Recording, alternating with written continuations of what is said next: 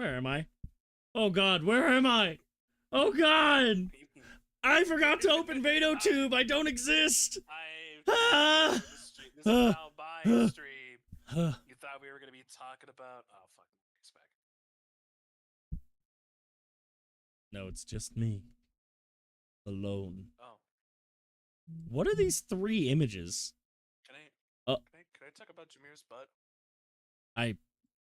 I'd be offended if you didn't.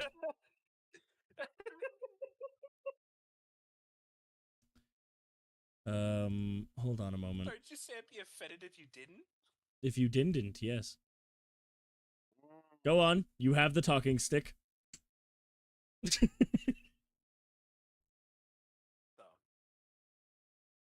you ever see a basketball double that, and then double it again. I rest my case, Your Honor. Right, and John's banned from the chat. I'm gonna keep that exactly like that so that I forget. And then the next time I come to this page and I need to have like I decide to put you guys on this page with me, I'll just do that and you'll just be there. It's just gonna be John jump scare. I have a GBA set up. Oh god, the fucking Vaporia. I have my 3DS set up. I'll play this game again, I promise. I'm just scared because none of my Pokemon are capable of taking on the gym. John, why are you in the game space? I have the DBZ team training background. I'm probably not coming back to that one. I still, hang on, let me close out of this for a moment. I still have an unlisted stream scheduled of the next DBZ team training game. Oh my god. It was originally listed for, I want to say, April something, and I just moved it back to the end of April, then the end of May, then the end of June, then the end of July. Anyway, hello everybody. Welcome to Cubone. My name is Quentin. Today we're gonna be... Oh, sorry. There we go. Today we're gonna be going over... Today we're gonna be going over some stuff for Marvel Rivals. So we have a new... this stuff all happened 3 days ago, but I've been too busy. There's a new Cat in the Hat trailer, by the way, also came out 3 days ago. It has Bill Hader as the cat. It actually looks pretty good. It's got an interesting animation style.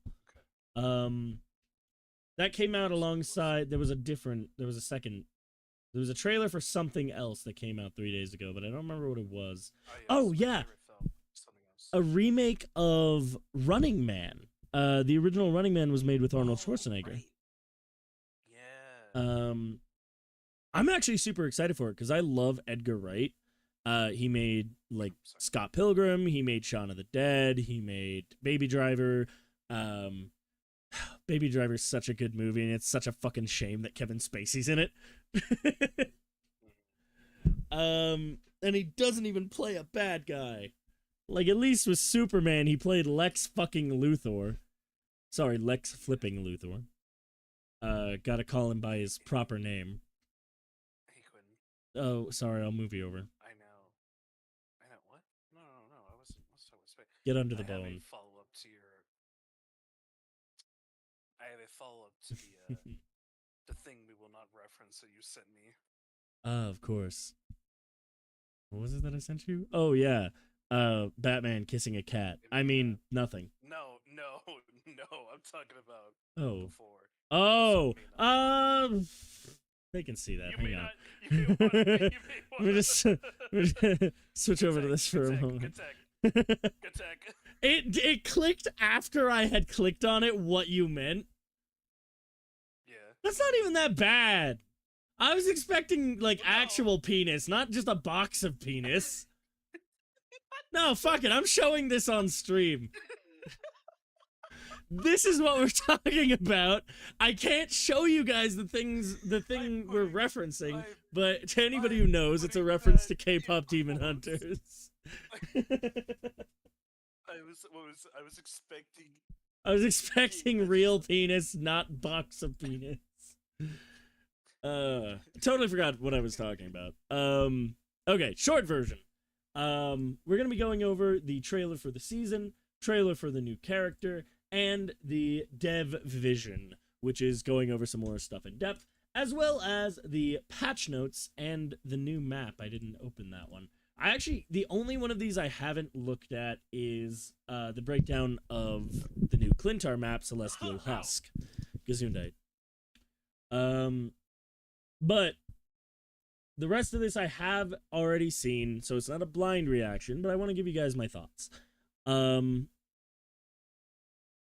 I'm actually pretty fucking excited for this season. I'll give you guys a spoiler. There is a change to the Thing. That's why he's the thumbnail if you're watching on YouTube. The Thing got a massive buff that not only makes him viable again, it may make him the best tank in the game. Maybe. But we'll get to that in a moment. To give you a hint, my favorite clip of me playing is Hulk and pulling an Iron Man out of the sky and off of the map. Yeah, thing can do that now.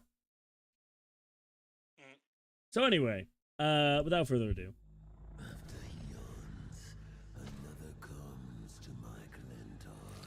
So, immediate pausing, because does that not sound like Matthew Mercer? I don't think it is, but it really fucking sounds like him.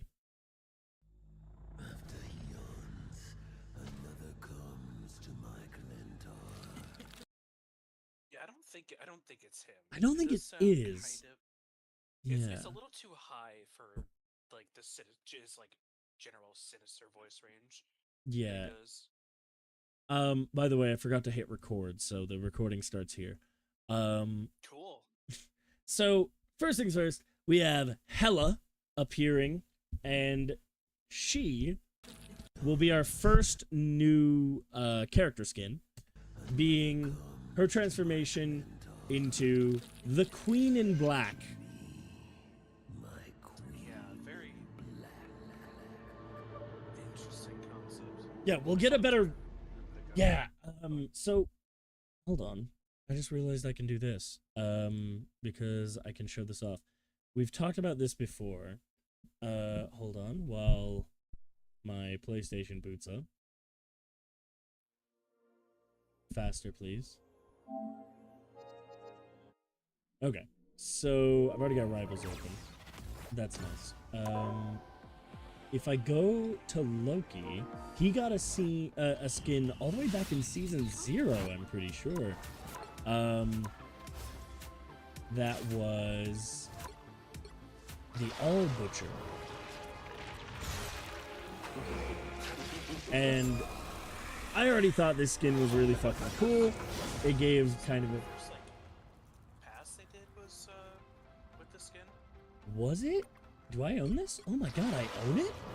Oh, fuck. Maybe I should play Loki. I didn't even remember getting this. It still might have been Season 0. I'm not sure. No, because Season 1 was the first real... I genuinely don't know. Point is, we got...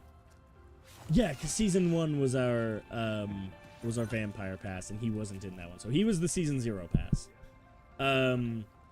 But we got our All Butcher, so a symbiotized... kind of symbiotized Loki. I was just flatly calling it Symbiote Loki for a while, but comparing it to the skins we got now, maybe that's not fully the intention. Like, there's clearly some symbiote stuff going on, but... Because it's supposed to be, like, based off of his whole, like,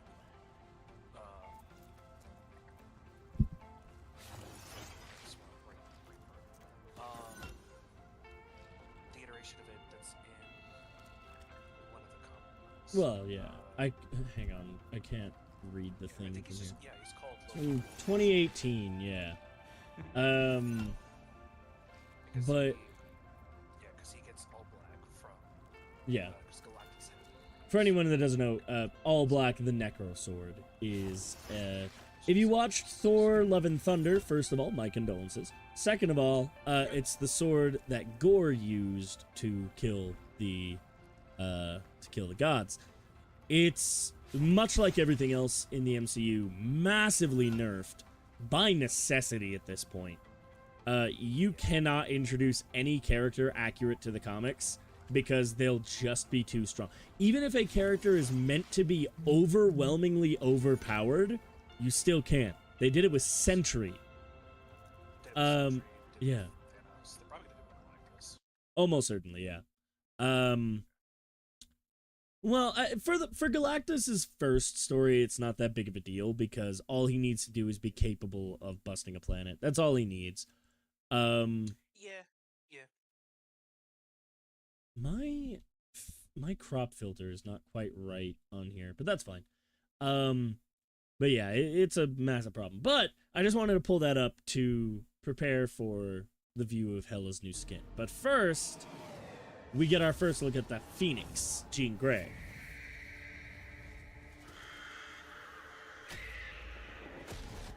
This stylized trailer is really cool. I love this art style. But now we get our first look at Hela, the Queen in Black. Mommy, please God, step on me.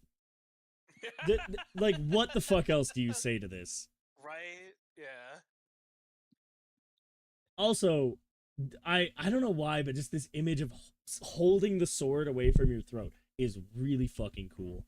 I love both of these designs. I do think Phoenix's design is a little busy. However, her alternate costumes are very good. I think the easiest way for me to find them is just going to be to pull up Flats' video, where he goes over a lot of this stuff, because most people yesterday that cover this game professionally got access to the season early to review a lot of this stuff and show the community.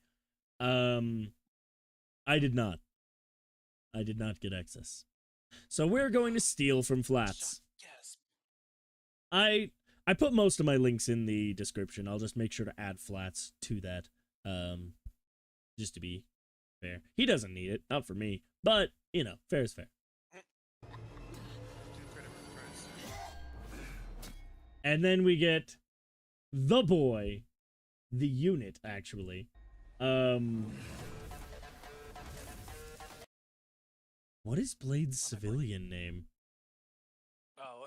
Point is, it's Blade. Does he have? Does he have one? have a name?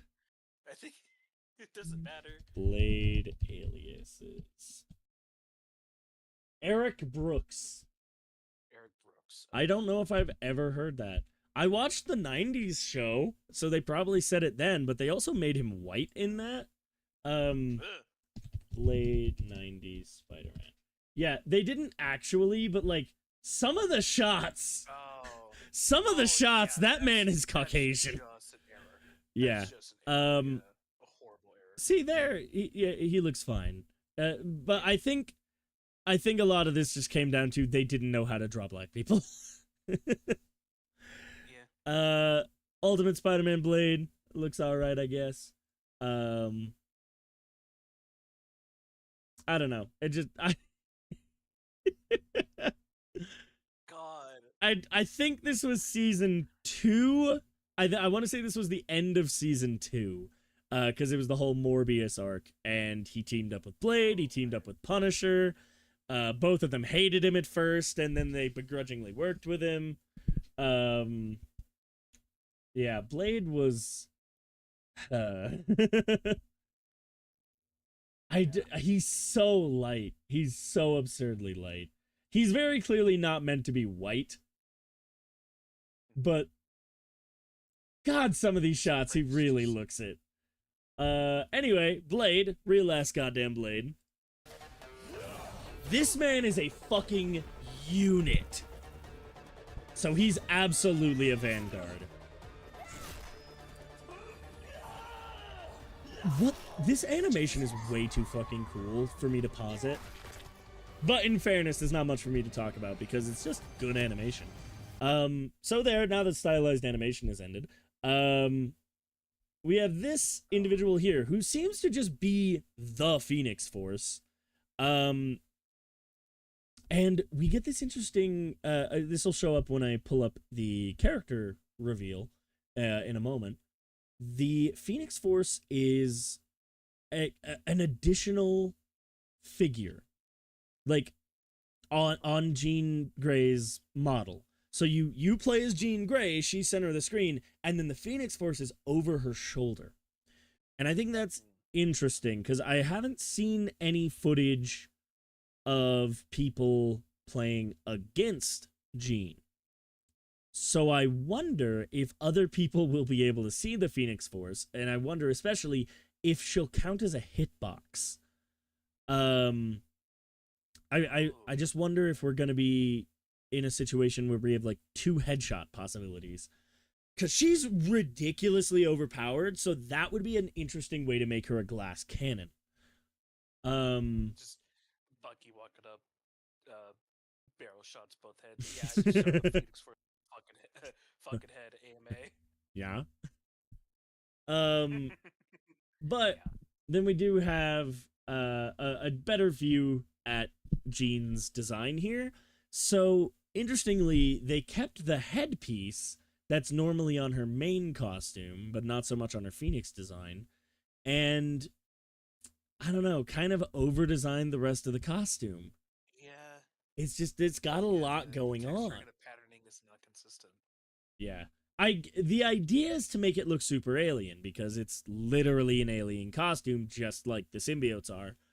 But it doesn't feel like that. It just feels busy. So, not a big fan of her base design. I think it looks good enough. But I think her other designs are better. We'll get to that later.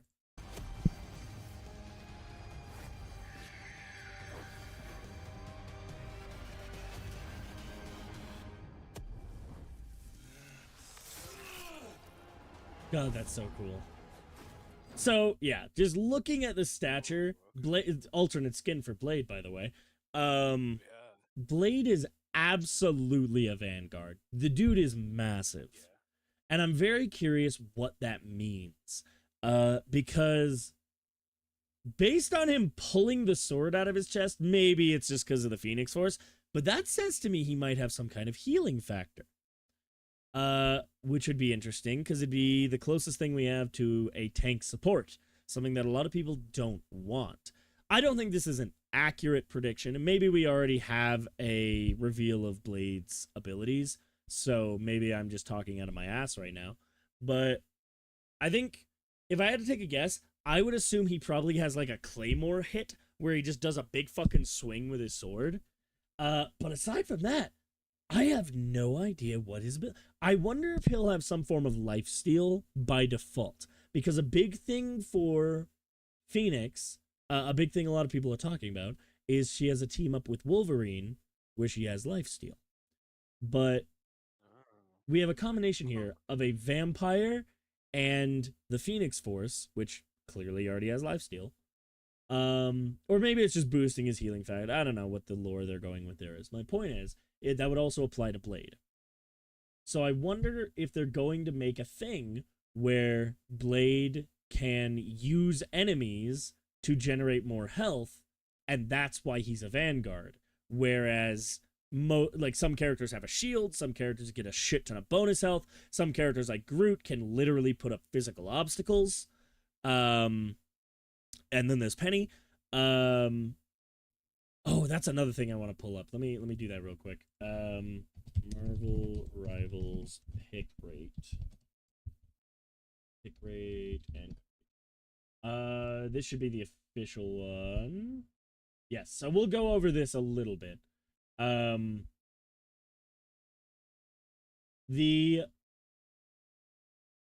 So I want to go over because Penny's been kicking ass lately. The Rocket team up really helped her. But yeah, I think like the bottom half of her costume looks more like an X-Men costume, and then the top part looks like the alien costume. And I kind of like that dichotomy. I just don't like the design of either. Meanwhile, Blade looks fucking clean as all hell. I love it. I believe that's everything really all that important aside from a better look at it. Hela here, a little bit of boob jiggle. Boob jiggle. What were you gonna say? Go back to Blade. I'm gonna say this, and I'm sorry. Please don't kill me. He looks like a Warframe. In what way does he look? Oh shit! I kind of see it now. Yeah, you see the vision. All right, we get to see the boob jiggle again. Lovely. Hell yeah. Hell yeah. I love the crow, the giant symbiote crow. I will spiral into darkness.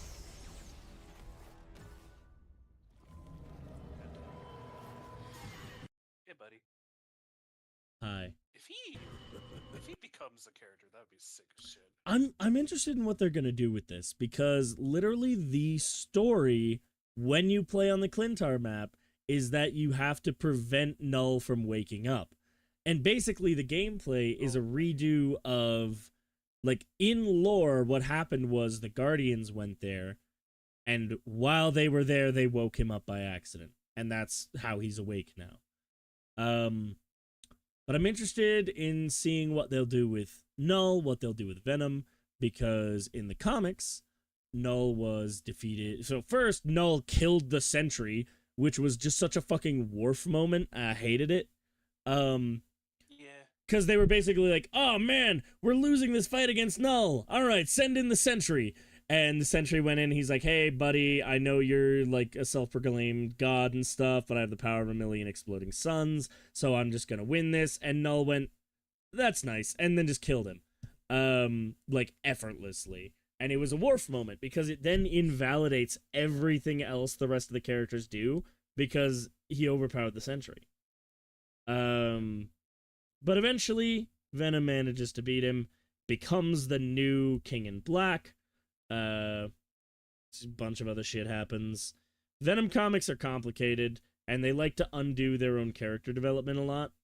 Don't look into Venom comics right now. You won't enjoy it, I promise. For one, MJ is Venom. MJ Watson. On its own, decent enough idea, because they're basically forced together, because if they separate, I think they'll both die, but MJ will definitely die. And they hate each other. They literally, like, the first time MJ met Venom was, she came home, thought he was Peter, and he scared the shit out of her. And so she's always hated him. And now they're stuck together, and they're kind of in a weird romantic relationship. And Paul's getting cucked, and everybody's happy about it. Yeah. Yeah, people just want them to, like, funny. people are, the thing is, they're very clearly setting up Paul to become a supervillain. But Zeb Wells wasn't doing that. So I'm curious if we're gonna get some revisionist history where people say, like, oh, he was always meant to become a supervillain. If he was, it would have been good. He wasn't. Yeah, he's just a dude who fucking Yeah. cares. He did enable his dad to genocide a universe. So I think somebody used the word omnicide. I don't know if that was an existing word, but I kind of liked it. Hey, for everybody, I just saw the viewer count go up. We're talking about Paul. Run while you can. Like, are you saying, like, sorry, just to clarify what you said, are you saying, like, the word omnicide was, like, that just, like, manifested there, or? No, I'm saying I don't know if omnicide was an existing word that had been used, or if somebody just threw together the Latin word for all and the Latin word for death and went, yep, omnicide. I mean, But it makes sense, and I think like it. Technically, has existed. I think it's just not very commonly used. Fair enough. But Like, you can find definitions of it. disregarding Paul entirely, Yes. let's go to the Phoenix. So here we have the actual character reveal, and she's gonna be busted as hell. So first of all, our first duelist since I said Johnny Test again. God damn it, Johnny Storm. Test. Johnny Storm, the Human Torch. Test. What game does this motherfucker say that she's busted?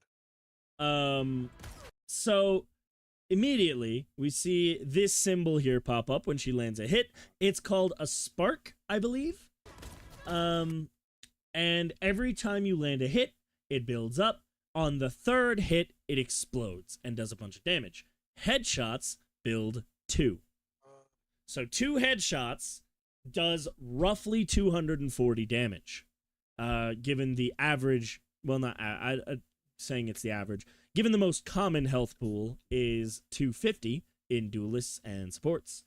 I'm gonna fucking kill myself. It's most of it. And I was holding back. Why are we taking notes from League?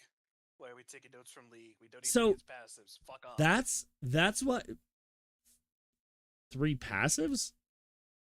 3-hit passes. Oh, 3-hit passive. Okay. Or sorry, Um, not 3-hit effects. Gotcha, That's gotcha. what I'm So I think that would be an interesting reason for her to have 2 hitboxes. Like I said, I don't know if she does. I'm just saying it would be an interesting reason to give her 2 hitboxes, because it would make her one of the easiest characters to kill by just aiming in the general direction, especially if she has 2 headshot hitboxes. Because she does absurd amounts of damage. She has an ability that heals her, an ability that refills her ammo without her needing to. So, a bad way to phrase it, because obviously she can just reload and refill her ammo. When it comes up, I'll explain what I mean. Her right click. I'll pull up her ability list. When I go to Flats' video, I'll pull up the ability list to talk about it more in depth. Her right click applies, I think, 2 marks and explodes. So you have the explosion from the right click, and then you can just do a left click and it'll also explode. So that does even more damage. And then her ult is very interesting. So I'll let it play forward. So there, she uses 2 abilities. She does a dash backwards. That's her shift, I believe. She does a dash backwards to avoid the venom, and then she hits E and goes up into the air with her flight. So she has a meter. It doesn't have a cooldown. It is a meter, similar to Jeff swimming, how that works now. And watch her ammo as she goes into flight. It starts refilling. So when she's flying, her ammo refills, but she can't shoot while she's flying. You have to do one or the other. But it's an amazing repositioning tool, and it means that you're never going to have a situation where you reposition and find yourself out of ammo completely. So that was the Cosmic Flame. That was the right click. And you can see, hang on, before it hits, 3 sparks. Or 2 sparks, I should say. So, pops the Cosmic Flame, explodes both of them, and kills the Thor from... How much health did he have? Let's see. Decently over half health. So, I want to say that was around 400 damage. I might be wrong. Explosion on both characters hitting, like the one that happened on Venom there. Did that also hit Thor? I believe so, yes. That's So, insane. okay. When she pulls back here, both of the enemies have... Okay, I can't get it now. Hang on. 2 sparks there, 2 sparks on the Thor. She hits her right click, and that explodes on both of them, taking out both of their sparks as well. Flies up to the high ground, and then pops a couple more hits, and it hits both of them and sets their sparks for both. And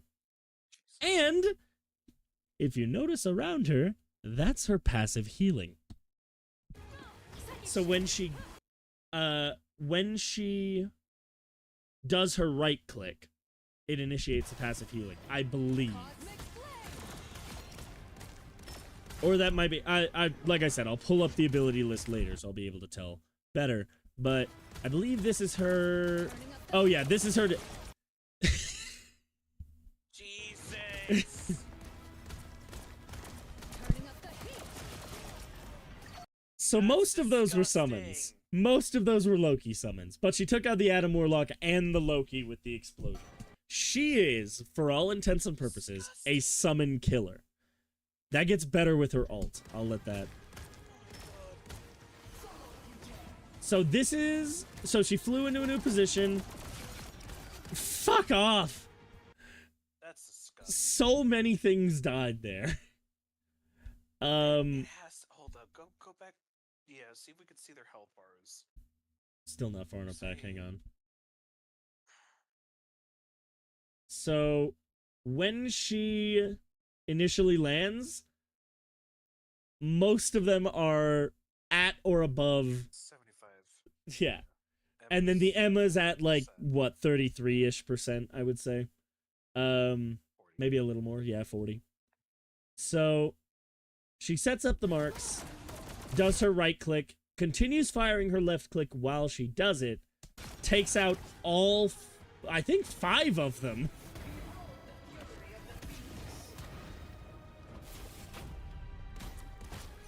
I believe this will be her ult. Yes. So Hela does her ult, which counts as a summon.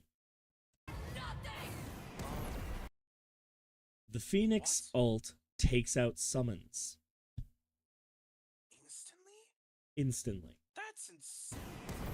So it doesn't kill her, from what I can see. It just deactivates her ult. But it also takes out the Groot wall in the back. There was a penny nest there. So you can see there's the penny nest on the ground. There's a rocket summon in the back. There's Groot walls all over the place. I believe that's it. So she takes out the Hela. Comes in, kills the rocket. Instantly gets a triple. Takes out the rocket summon. Takes out the rocket summon, takes out the rocket summon, takes out the rocket, takes out the penny, the Psylocke, the rocket itself, the Hela, and then the Groot. Right. Stop being such an overpowered cunt. I am fully convinced she's got to be some kind of glass cannon, because that's insane. So here we get a better look at some of the skins we're going to be getting. I will go over, honestly, it's just gonna be easiest for me to pull up Flass's video. So we have a Wolverine Phoenix skin, a Blade Phoenix skin. Blade won't be available until the back half of the season in 30 days, or 36. I think we have 6 days left in this season. Magic Phoenix skin, a Jeff Phoenix skin, and for those of you that are paying attention, there is a Namor skin as well. I should be able to... There we go. That's a symbiote skin. Did I say Jeff Phoenix, or did I just say Jeff? I was trying to say just Jeff. Jeff Phoenix. I meant to just say Jeff. Gotcha. A Jeff symbiote skin, which is adorable. It's so funny if you got a symbiote and a Phoenix skin, like, Honestly. favorite bitch over here. So, the reason I pulled this up like this is because Namor got a new skin. This is what it looks like. This is what it should look like.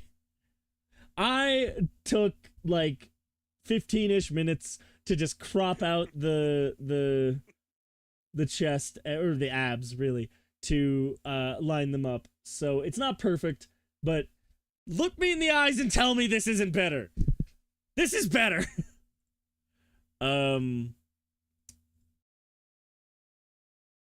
By the way, it is based on a comic skin. So, Namor Phoenix. I always forget how to spell Phoenix. So this is what it looked like in the comics. It should have been this.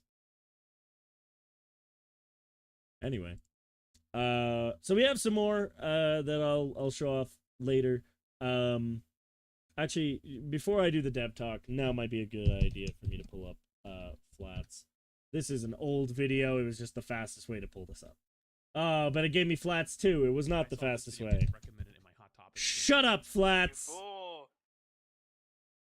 Gotta play Phoenix early. I wanna say... No, that's not it. That's this one. There we go. Alright, first things first. Shut up, man. I love Flats, by the way. Fantastic. We love Flats. Flats is one of the few, like, hero shooter content creators I like. I can actually stand him, yeah. Yeah. So we have our battle pass here. There's a few things I wanna look at. Namely, we have Phoenix.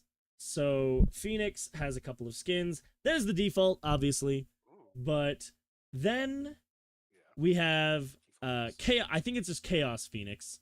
He says it, but I'm not paying attention. And it's a transforming skin. Oh. That looks cool as shit. Oh. I appreciate it not being the That's it. default. Yeah, I thought you said thick, and I was still gonna agree with you. I mean, yeah. Look at those things. Just I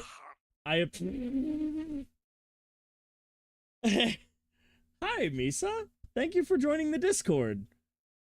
I just saw that, so shout out live. Thank you for joining the Discord. If you would also like to join the Discord, I looked at a camera that isn't there. If you would also like to join the Discord, it should be below on both Twitch and Discord.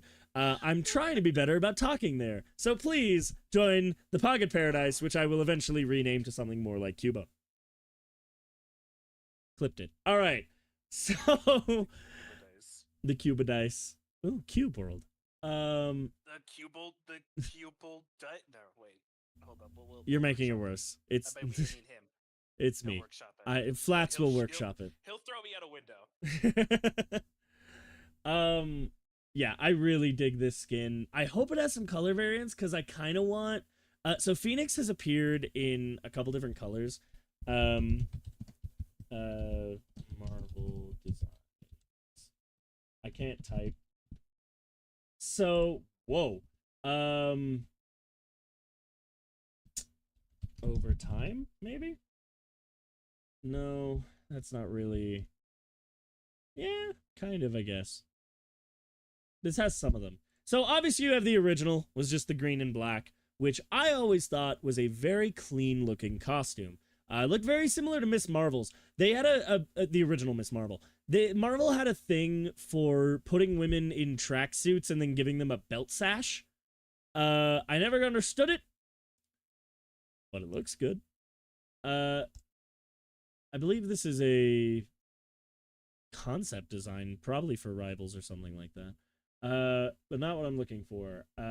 Here's some of the white designs. The white is fair. It feels fairly common, but I'm not seeing very many like the white and gold here. Not this one. The white and gold.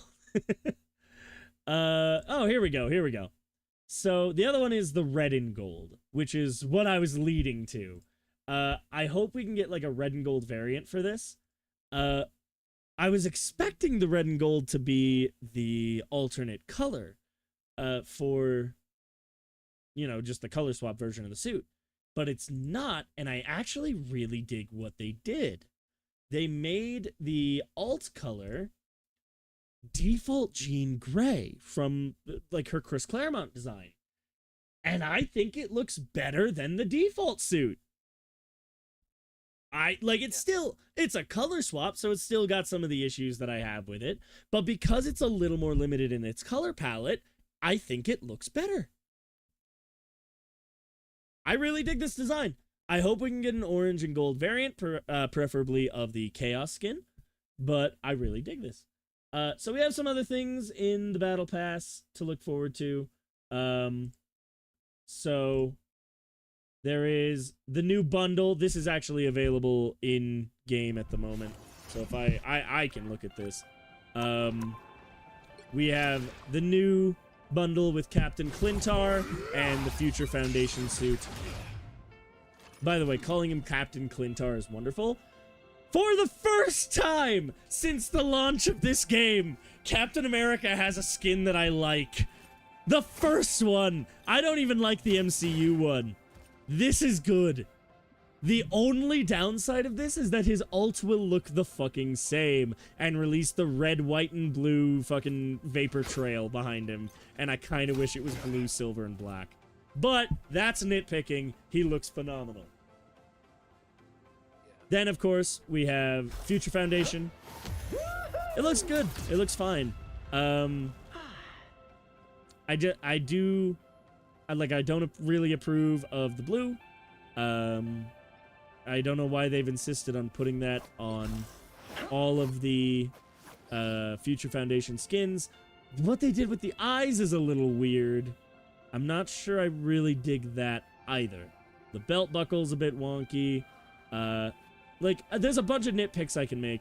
Overall, it looks good. It looks like a Marvel Rivals version of the Future Foundation suit. I think it's worth buying if it weren't for the fact that Spidey's getting another suit next season, which we'll go over in a moment. So we have some MVPs, some emotes. I love the fucking floating shield. That's so cool. Then Spidey's is just the crouch. Sorry, just like the other Future Foundation skins, he does change to a black variant as well. Looks very good. Spidey's MVP.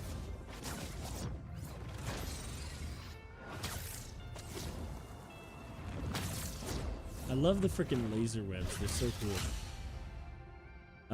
I always liked the Future Foundation. Never really read their comics, though.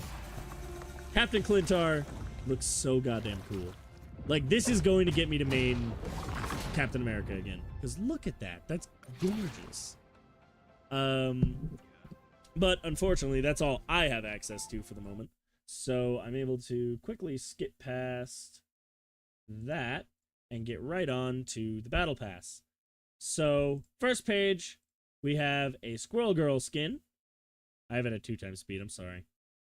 Oh god, what did I do? There we go. So, Squirrel Girl. My personal favorite Marvel character, and has been for over a decade. Y'all are just posers. When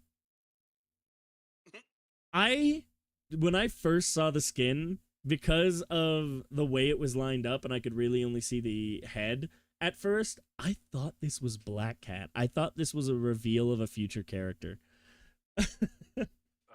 Which was really stupid because we knew we were getting Phoenix and Blade. But I love what they did with Tippy. I love the... I don't want to say the phrase, I love the feet. Please don't clip that. That was good. But again, this weird thing where they added blue. Like, they have an obsession with just adding... Blue is very clearly the dev's favorite color. It looks good. It, like, each one, it looks good. It's just that it's so prevalent. Most important thing... Oh, yeah, go ahead. I don't know. I don't know if these are supposed to be, like, symbiotes who are fighting against Null, or just, like... I'm not sure. It might be a way to differentiate them, to be like, hey, these ain't Null's symbiotes. Like, because the comic color scheme amongst his symbiotes is... Red. Black, white, and red. Yeah. Mostly just the black and red, yeah. The white just being mostly... accents and stuff. Well, Venom and Anti-Venom are generally opposed to Null as well. But I see what you mean. I'm sorry. I'm nitpicking a little bit. Yeah, no. I don't know. Try picking my words again. Call me horny if you'd like, and you'll absolutely be right. But I like the lines on the inside of her thighs. I just feel like they'd have a nice texture, and I would like to touch them. And also the lines.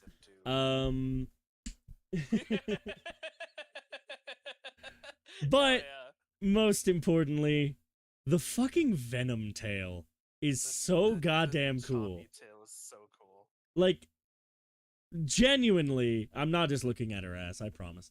Genuinely, kudos to whoever came up with the idea to have Squirrel Girl's tail turn into another fucking mouth. That is genuinely awesome. And even more to the person. Oh, since she doesn't have like a mouth nor where the regular mouth is, do you think that's just her like symbiote Squirrel Girl's actual mouth? Like, it's not a second mouth. It's just her actual mouth. That's a valid point. Like a catfishing kind of thing. It's like, oh, the sexy woman, and then you get fucking eaten. I don't see how that changes the initial statement. So anyway, doesn't. Letting that play out. Next, the Black Panther skin is kind of basic. I don't know if he's supposed to be... It just looks like a lemon. Lemon! Anyway, it just kind of looks like a palette swap, doesn't it? Hang on, let me pull up... Let me pull up Black Panther's default design. Yeah, it actually is just a palette swap. So if I turn this back off, it's the same thing.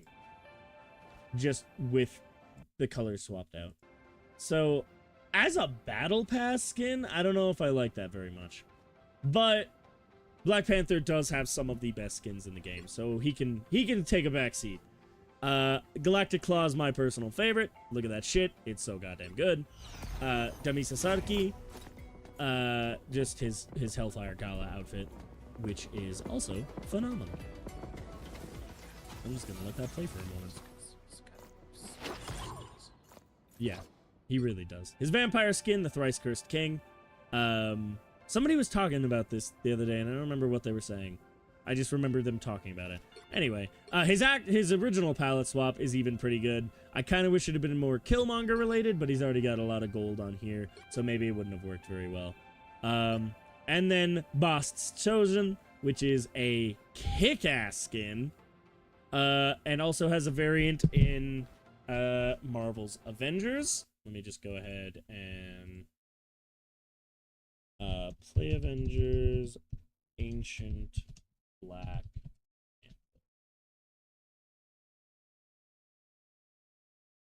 Show me the skin.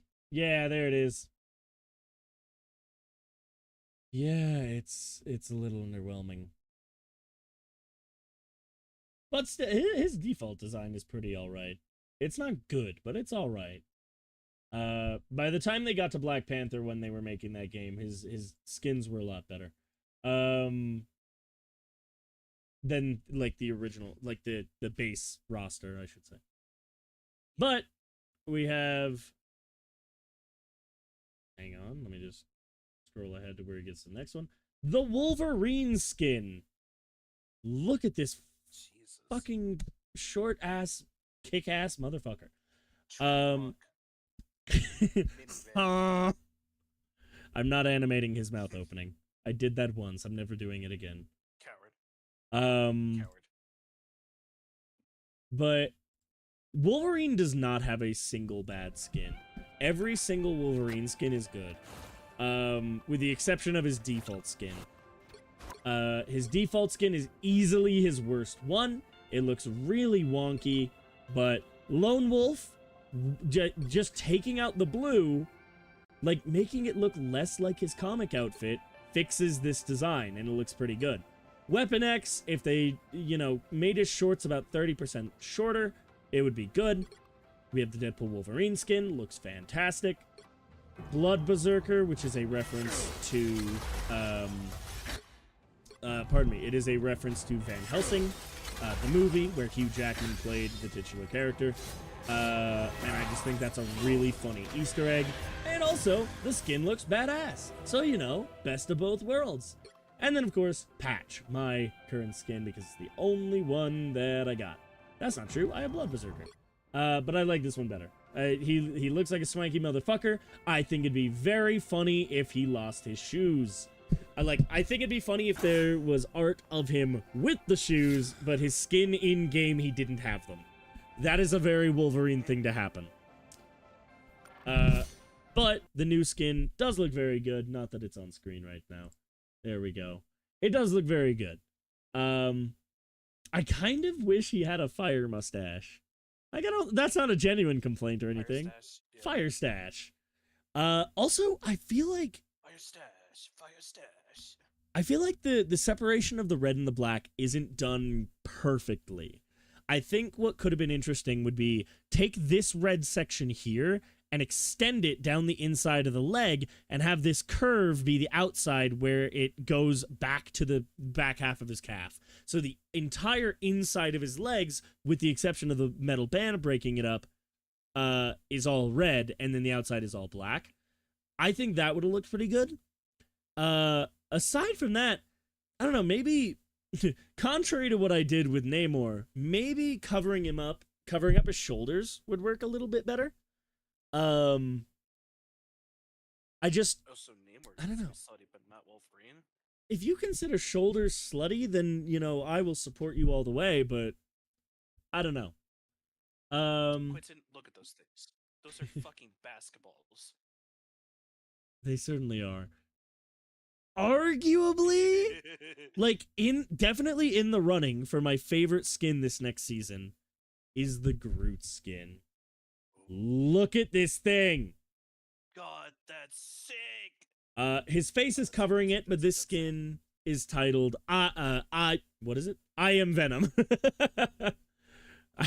I restarted like 3 times. My brain broke. Yeah. God damn, he is just It's so goddamn fucking good. freak in nature. And I Still love the it. fucking blue. Also blue. I don't get it. Blue! It's on every character. I want it. Yeah, I want to see like edits of these where they change the blue to red. Oh, I think the red would go really hard on Groot. Okay, hear me out. Yeah, while you're talking, I'm gonna pull up If Groot. not like just red, if not just red, do what they I think is the most recent Mario and Luigi Superstar game, the RPG series. Yeah, Not Superstar. What? I don't know. I think it's just called the Mario and Luigi. I don't know. I don't follow Mario very well. That's the like the series of like 3DS Okay. turn-based RPG. Oh, like Mario and Luigi's Bowser's Inside Story, that kind of thing. Bowser's Story, yeah, Superstar Yeah. Saga, Dream Team, all Oh, that, okay. Paper something. There's one with that was with the Paper Mario series crossover. Gotcha. Point is, in the most recent one, I can't remember the fucking name of, they have this really cool shading detail with Mario. Well, they also do it with Luigi, but specifically with Mario, his red bleeds into a dark magenta. And Ooh. I want to apply that same color scheme. That's like my brain is my brain is cooking. I'm at the stove. I'm cracking open the eggs. I I'm putting in mean, the pepper, a little bit of salt, a you- little bit of sausage. you Oh, know- cooking. You know how to do Photoshop better than me. No, that's not true. You know how to do Photoshop though. You'd probably have a. What I meant to say is, you know, the idea you're formulating better than I do. That's what I was trying to say. I don't know. I could probably take it in. It should be fairly easy to just take it Put a picture into. of Mario on screen. Any picture of Mario you're choosing. It'd be really funny. That's You, John, you know what I'm going to do.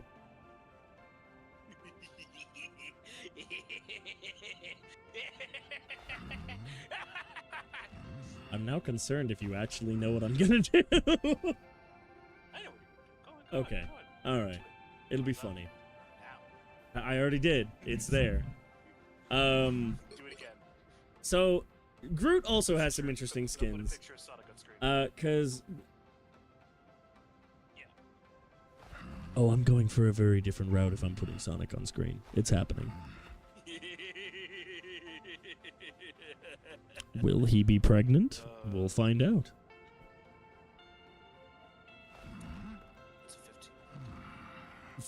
Unfortunately, 15-year-olds can get pregnant. But Sonic wouldn't be in this situation. Dropped out. That's probably the worst thing I've said on the channel for a hot minute, at least. I'm not comfortable with that. Talking about Groot skins, we have his kind of. I always view this as kind of a mushroom skin, and I don't know why, because it very clearly says it's algae, but it looks like he has mushrooms on him, but he has those in his default skin too. So I don't know. Then of course there's Groot, which I always feel dirty saying. But I've always appreciated just the world tree Groot. I really like this design. Then of course, a variant of this was a Christmas tree, I believe. I just rewatched OSP's video about the 9 realms and how there aren't really 9 of them. So I don't know. I just wanted to bring that up. I never see people like at least when I'm watching your streams specifically, because I don't really consume much of this game outside of your streams. I don't see people running the Ygritte skin. Yeah, I don't think it's probably just because it's a paid skin. I don't think I've ever seen anybody run anything other than the default or the Christmas skin. Maybe when we go back to the that'll probably change with the Venom one though, especially because it's free. Looks so sick. Yeah, Ygritte looks very good. I guess it'd be Igroot, because it's Yggdrasil. It's been pronounced differently. But yeah, Yeah. Igrud. Yeah. I think It looks so cool. Igrud, if you want to be ultra trigger, Igrud, if you want I'm to. not really a big fan of the translation of the Guardians 3 design into this game. I don't think it looks as good. I think it looks super desaturated, and there's just not much interesting going on with the design. To be fair, the Guardians 3 design was really shit. Both of them were, yes. Well, because this is based on the King Groot skin at the end of it, I believe. Is- Hold up. My bones. My bones. Ah! Yeah, this is based on the design at the Oh. very end. Right. Which God, it does. Even that just looks so fucking weird. it does. It looks a little weird. It looks better at this angle, I though. don't know why they maintained the fucking baby phase so much. I don't It's know. So I think stupid. the implication is that in the first movie he was really old, but like this looks the most like Groot. It really does. Yeah. And then when he was a teenager, he looked closer to how he looked as an adult. And then Yeah, when he and got then to did, like some weird face fusion with the yeah, the adult quote unquote or whatever. I don't know what the fuck. I don't know. I think King Groot looks better, but I still stand by a original Groot looked the best, and it's He's- not even okay, close. I'm gonna say this. He still looks his king design still looks too human instead of like his first look, which kind of balanced the tree and human aspects. a lot Yeah, more. the only Actually. part of him that looked human was the eyes, and ironically, that's the part that doesn't look human anymore. And it makes the whole thing look more like CGI. I don't know how to describe it. I'm not at all confident on this. This isn't based on any source. This is just me saying this because I can. I wonder if they Our used sources Vin really made it the Diesel's. fuck up. Yeah, I wonder if they used Vin Diesel's eyes for the first movie and then didn't for the rest. I mean, it By the would way, be a pretty people- decent way of going about doing it. People are still responding to my Namor redesign on Reddit. They really like it. Just taking a I put it on the Marvel Rivals Queens subreddit, which is pretty much just all the women that got bullied off of the main sub because the subreddit was incredibly misogynistic, incredibly misogynistic. And so I sent it to them and they seem to really enjoy it. Hell yeah. Hella yeah. Only they get it. Fuck the other one. What happened? Why is this not right? It's cutting off the top of the What thing is left? for some reason. I think when I'm zoomed in, I might be able to just undo the crop, and that might work. There we go. Okay. Fix it. Well, not really, apparently. Oh. It's wonky. Anyway, it's good enough. You guys can see it. And you guys will just be able to see my tabs then. Like, oh well, I guess that's fine. I already went through with John. The closest thing I have to porn on here is a fucking funk playlist. So, you know, there you go. AI generated image, there's some boobies there. Is that what you guys wanted? Nobody wanted this. Oh, whoops. I mean, if they wanted. Look, if you guys just need boobs, let me go just get Jameer real quick, alright? Nobody knows who Friends. Jameer is, Garrett. John. John. Guys! Yeah, nobody. I've only mentioned her like every other fucking stream, alright? Mentioned who? They're gonna start asking. I'm gonna kill you. Anyway, I'm so gonna start asking Quinn. we have our new Anyway. Groot skin. It looks utterly phenomenal. I love what they did does with look his fucking teeth. sick as shit.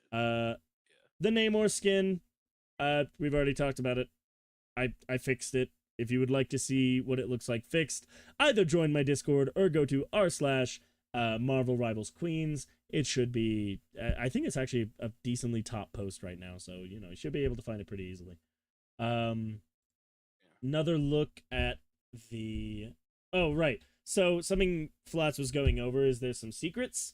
When he was on the Wolverine screen, he assumed that it was just a spray that said coming soon, but when you get to the Namor page, there are two more. So clearly there's some secrets. most like at least one of them per skin page is the MVP.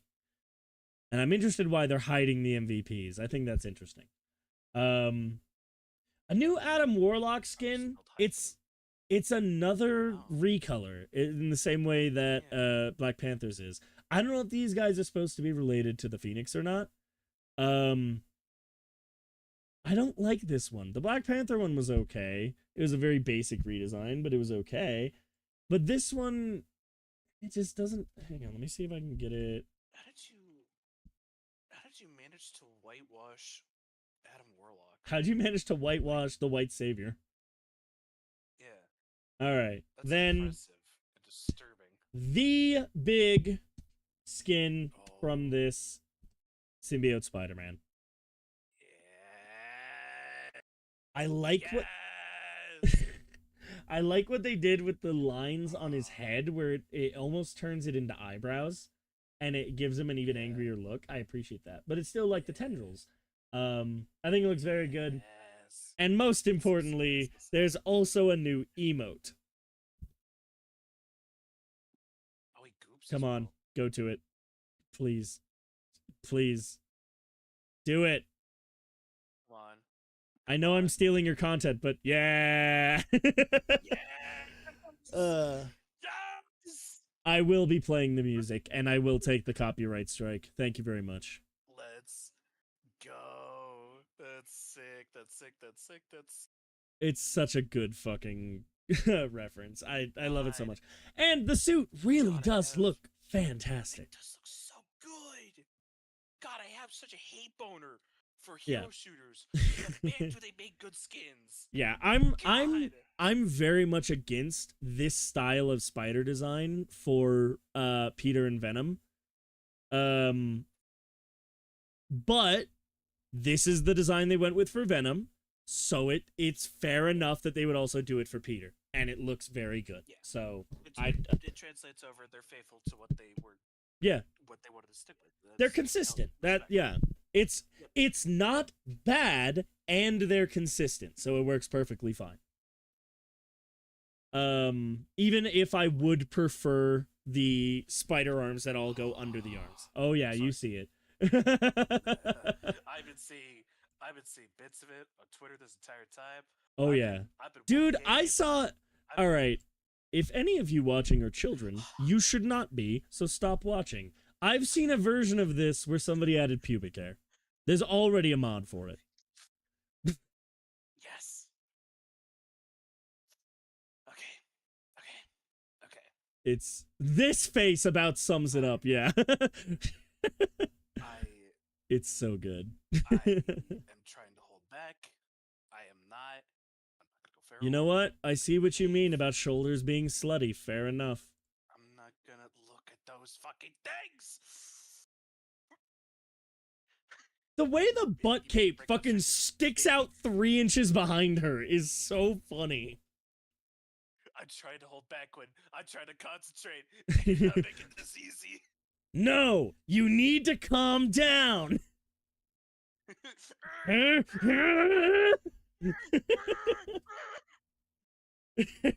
I'm glad you got what I was referencing. Yes.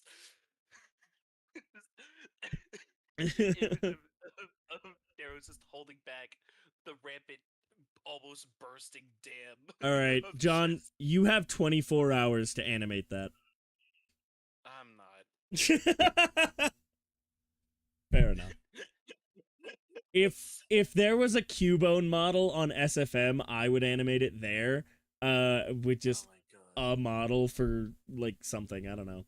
I'd give you. I'd put something in its place. But yeah, it's so good. I'm going to be seeing her all over Twitter the next couple weeks. Yeah, like that ever Boy, howdy, am I wasn't not gonna true. starve. So she has a new emote where she drinks, I'm pretty sure, just a glass of fire, which is really funny. Yeah. Couple more skins. Hell yeah. People seem to really like this rocket skin. It looks very nice. It's a cool skin. Naturally, no fucking blue on it except for the gun. Oh, and the crystal in the middle. And So the crystal in the middle. yeah, it's That's not a lot another of blue. thing. It's like there's like embedded like Yeah, I'm so Like, those curious little, what's like, up with embedded that. gems things there. Interestingly, Galore. Spidey's the only one that doesn't have one. And I wonder if it's just because he's used a symbiote before. The other thing that's important. Go ahead, you go first. I wonder if these were supposed to be more symbiotes that Venom made. That's what I was to actually about to help say. Heal contain. Yeah, these are all Like, these are more Venom Venom symbiotes. They're not Yeah. like just by the design, they are all Venom symbiotes because I don't think Venom's the only black symbiote, but they're like each symbiote is typically a different color. I think the closest other one is Mania, I think. But he's, like, Mania, I gray. think, is purple. Is Mania purple? Who Am I thinking of the wrong one? Riot is like a steel gray. Riot's the one I'm thinking, not Mania. It's probably gonna bring up the one from the movie, which is how many months? Whoa. How did I do that? Yeah. This is what Riot looks like in the comics, where like accounting for comic books, he's kind of a gray. That's like kind of what they went for. That is that not Toxin? I don't think. That's Riot? Bullshit. Hmm. That's kind of cool, Yeah, I actually. think these also might just be like different than his kids, and might be more just like him. Mania. just Okay. fighting himself. I don't understand symbiote reproduction. It's complicated. I did forget about Agony's the Mania. purple one. Agony was probably the one I was thinking of. This is the original Mania. I believe this was the first one. I remember seeing this one, and then I saw this one. I was just like, it's giving Spider-Gwen. I don't know which one even came first.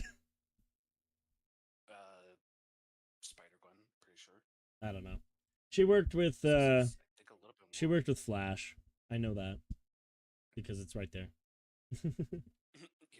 Yeah, I think Agony? that just might be what like these are just like Okay, it was Agony I was thinking of. duplicates rather Yeah. than rather than more of like his children. Ah, Like he splits off bits what? of himself to create more like. So what the ew? Naturally. All right. Agony. Does she have nipples in that image? Oh yeah, she has several. She has Oh nipples my and God! stuff. Scream does too. Yeah. Who the They have fuck actual designed proper nipples. that? I mean, you know what era he's come from. Yeah, that's fair. I like how Agony looks here. That's kind of fucking cool. We're getting There's even distracted. nipples there. You see that? The point is that this is very clearly Venom. Yeah. I want to see how far back that clip goes. I'm so curious. So the new Rocket skin looks good. There's not a lot extra to it. He'll be probably getting an MVP, and maybe an emote. So I wonder if like the MVPs and the emotes will reveal what's up with the crystals or something. Because the Future Foundation skins all like share similar emotes or MVPs. So I wonder if maybe they're doing something like that. The next one is the best one. You've already seen it. Jeffy. God, he's even just such a little bastard. Before Flats talks. So He doesn't have the crystal, or at least it's not like visible. he has a It might blue just be on the tongue. top part of the collar here. Maybe. I was gonna say he has a blue tongue. Maybe he swallowed it. Yeah. No, he doesn't. That's interesting. Yeah. But he still has the blue. Like Yeah. I like he's stuck. Anyway, so yeah, we have quite a few skins, and then real quick before I move on, I'm just gonna go ahead, jump ahead to Jean Grey's character. Here, thankfully, Flats minimized his camera for it. So, like I was talking about, the left click applies sparks, critical hits apply 2 sparks, and at 3, there's a fire explosion that applies 1 sparks to enemies around, and healing over time to self. Okay, so that's how the healing over time works, is just when the sparks explode. The team up ability is just with Wolverine. I'll talk about that more when we go into the patch notes and stuff. The right click is to mark a targeted area with psionic energy, followed by a series of fiery explosions. So that is the massive damage that we were seeing in the reveal trailer. Sorry.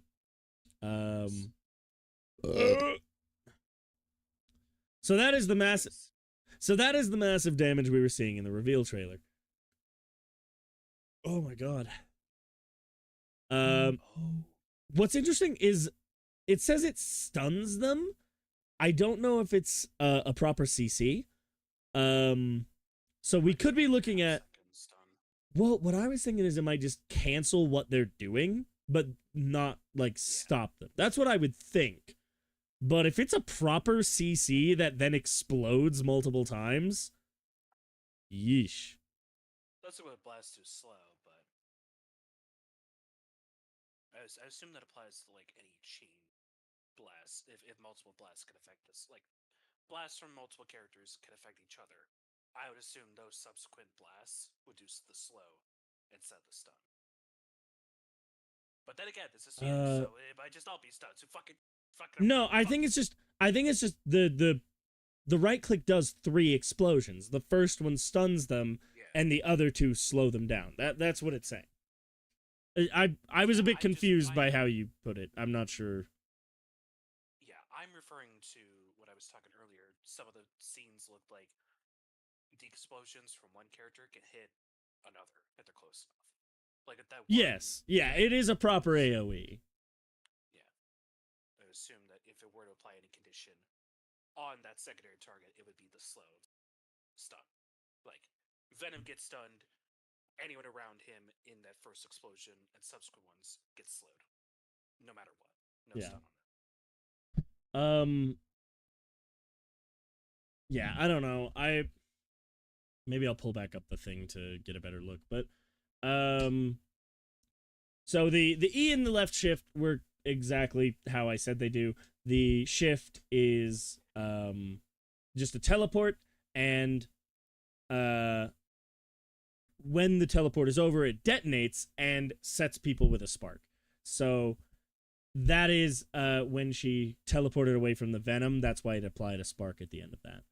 The Dark Ascent is the flight. So no cooldown on the flight, as far as I can tell, but it has a meter that drains over time and replenishes your ammunition as you go.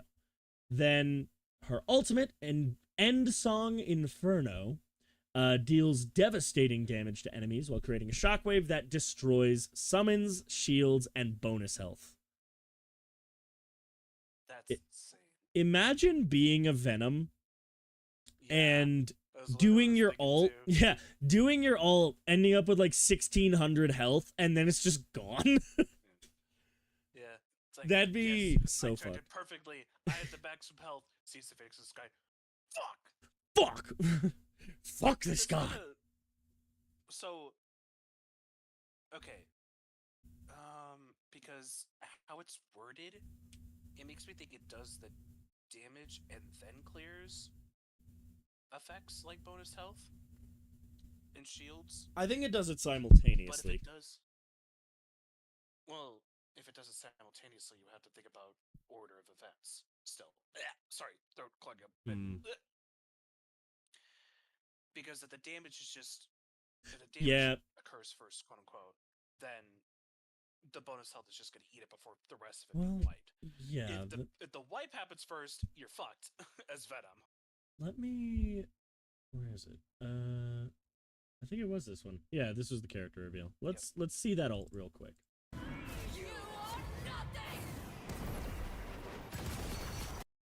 It's hard to tell. It seems like it seems like what you said. It seems like when she lands, that bonus health disappears because it's gone by the time the damage starts applying.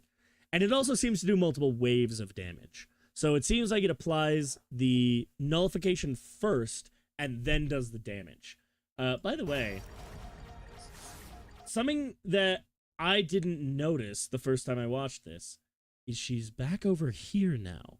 The alt doesn't actually move you. So you apply your alt over here, fly through, Yeah. and then you're back Also, where if you look at the started. kill order, like if you look at the kill order, Yeah. it does seem to prioritize summons and add-ons, so not before That's a good point. Yeah. enemies. If you want to Something Yeah, something Flats does near the end of this is he pops his ult here. No. Where does he? Maybe I'm already past it. Oh, he's showing it off on the tank first. Yeah, so it doesn't do a lot of base damage. It seems to be mostly useful for clearing summons and stuff. Yeah. Where does he? I think I'm already way past it.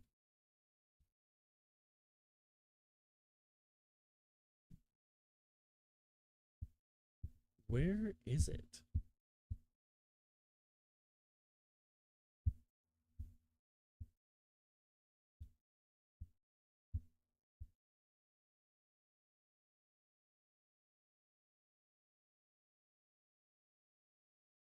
Alright, I didn't go hit the bathroom real quick. Gotcha. Goodness. Yeah, Am I crazy?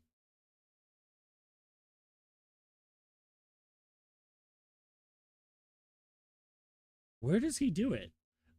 Basically what he does is he shows how far around it can go. That somehow didn't hit. Oh, I can sit here for a little bit. And then you got it through. Oh my god, wait, how far can I go? Wait, Okay, here, okay. How far can I go? This is... So you have 20 seconds in that mode where you can go around and just do fucking whatever. And then you'll be brought back there when you're done. So unless there's like, I don't know if your hitbox is still there when you ult. I imagine it's not. You're just kind of fucked, honestly. So we have a few more things to go over. We've talked about Gene, we've talked about all of that. I'm just gonna put this on 1.5 times speed. We'll quickly run through this. Anything I think is worth noting. It's not gonna be too much because I want to go over the patch notes. Hello everyone, Guang here. An Hello. all-new era is about to begin in Marvel Rivals, as we will now be launching a new season every 2 months. Get ready for more heroes and villains. I have this a little brand new team-up loud. Let abilities, me... and an epic feast of super-powered battles as the Marvel Rivals journey continues. Alright, I think that's fair. Something I really appreciate, and this has been brought up, obviously you guys can tell I watch Flats. This has been brought up. Their English has gotten so much better. If you were around back in Season 0, it was kind of hard to understand a lot of the reveals that they did because their English just was not very good, unfortunately. But now, like, they've clearly put in the work, and I think they deserve, like, proper credit for that.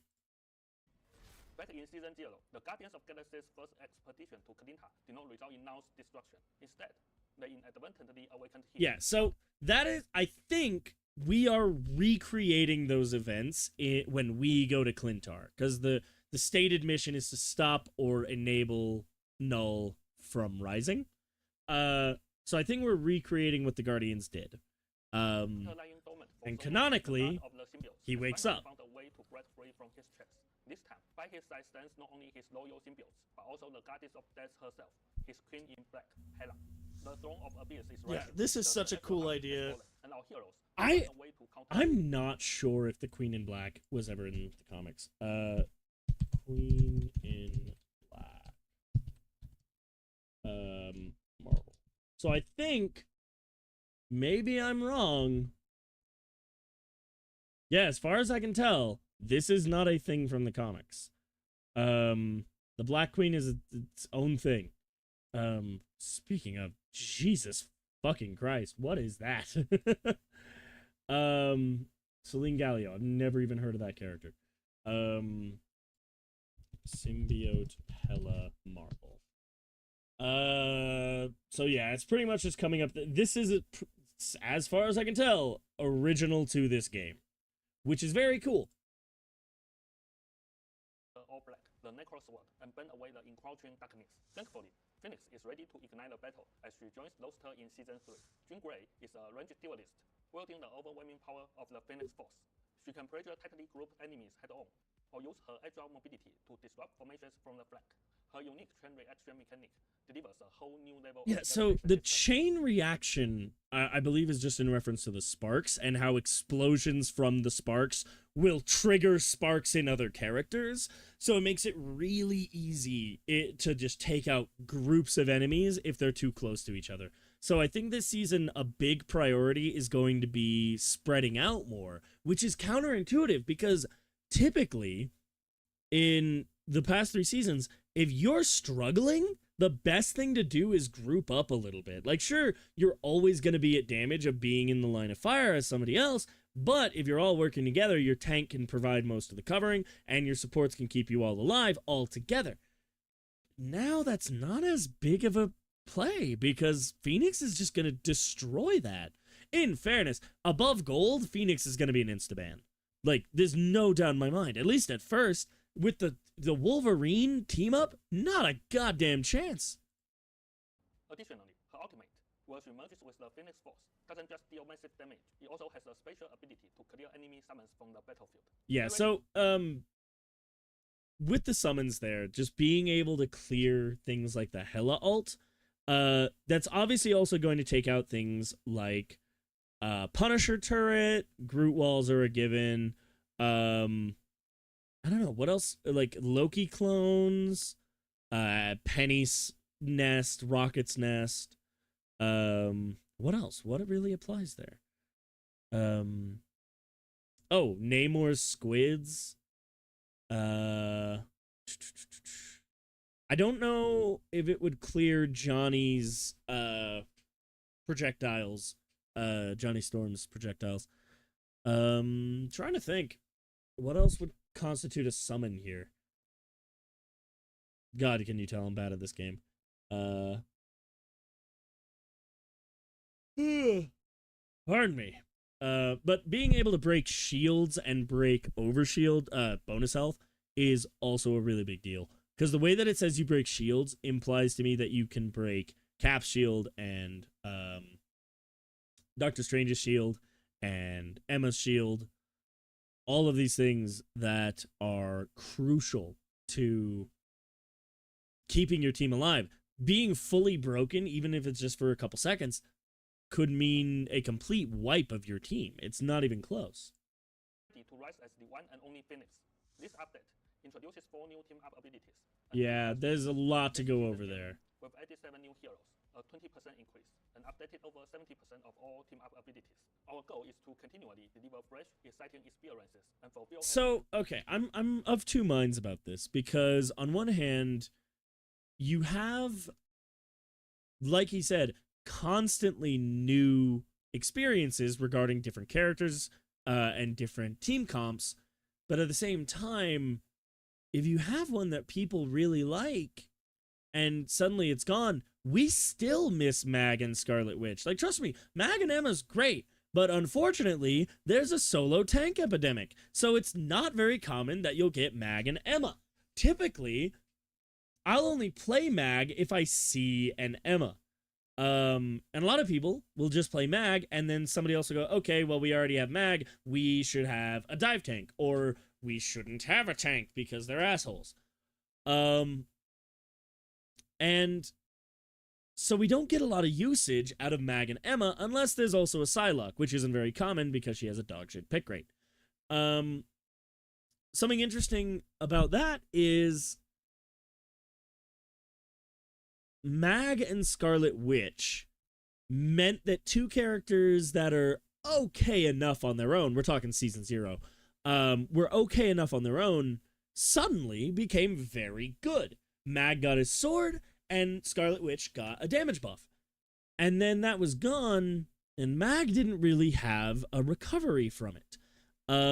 Scarlet Witch did, because she eventually got her Strange team up, and her pick rate went through the roof. Mag never got that. Even with Emma, he didn't have that team up. He didn't have a useful team up. But bizarrely, A little bit of a spoiler because I'm gonna go to this after I'm done here. We just talk comp, Vanguard. Magneto has a 16% pick rate, just below Emma. Emma's massively overinflated just because she's hot. But the Vanguard pick rate is so interesting to me. With a 5% on cap, is lower than Venom. We'll go over this more. I just wanted to point out because Magneto has a very high pick rate, despite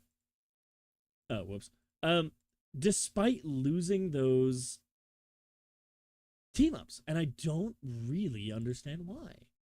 So yeah, it just I don't think at any point in Diamond Mag starts to get a decent pick rate. Grandmaster, he's the most picked character. Celestial and above too. And by a lot. So Mag is getting a lot of attention because he's very good. But the team losing that team up, I don't know. It just, what am I trying to say? Mag losing his team up with Scarlet Witch made him take a huge hit to his viability, and then he just built it up again by just being an incredibly good character. So I'm worried that they're not going to give him a better team up.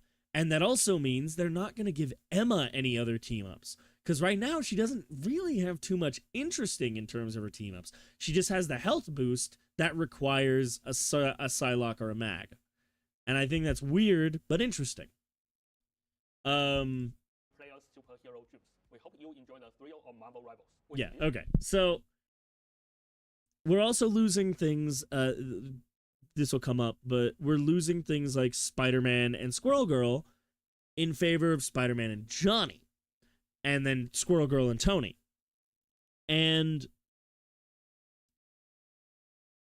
I honestly, like, what was really bizarre is that one felt very common because both characters get something very useful from it.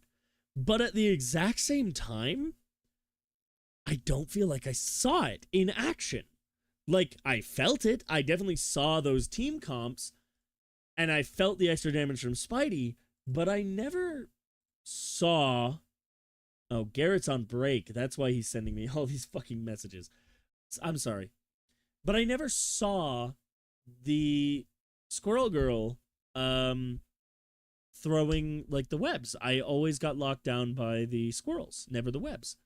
So that one never got much usage, it felt like, out of her. So changing it to a fucking missile lock-on and fire punch, it's complicated. The new team-ups are interesting. And they they keep changing the flow of combat.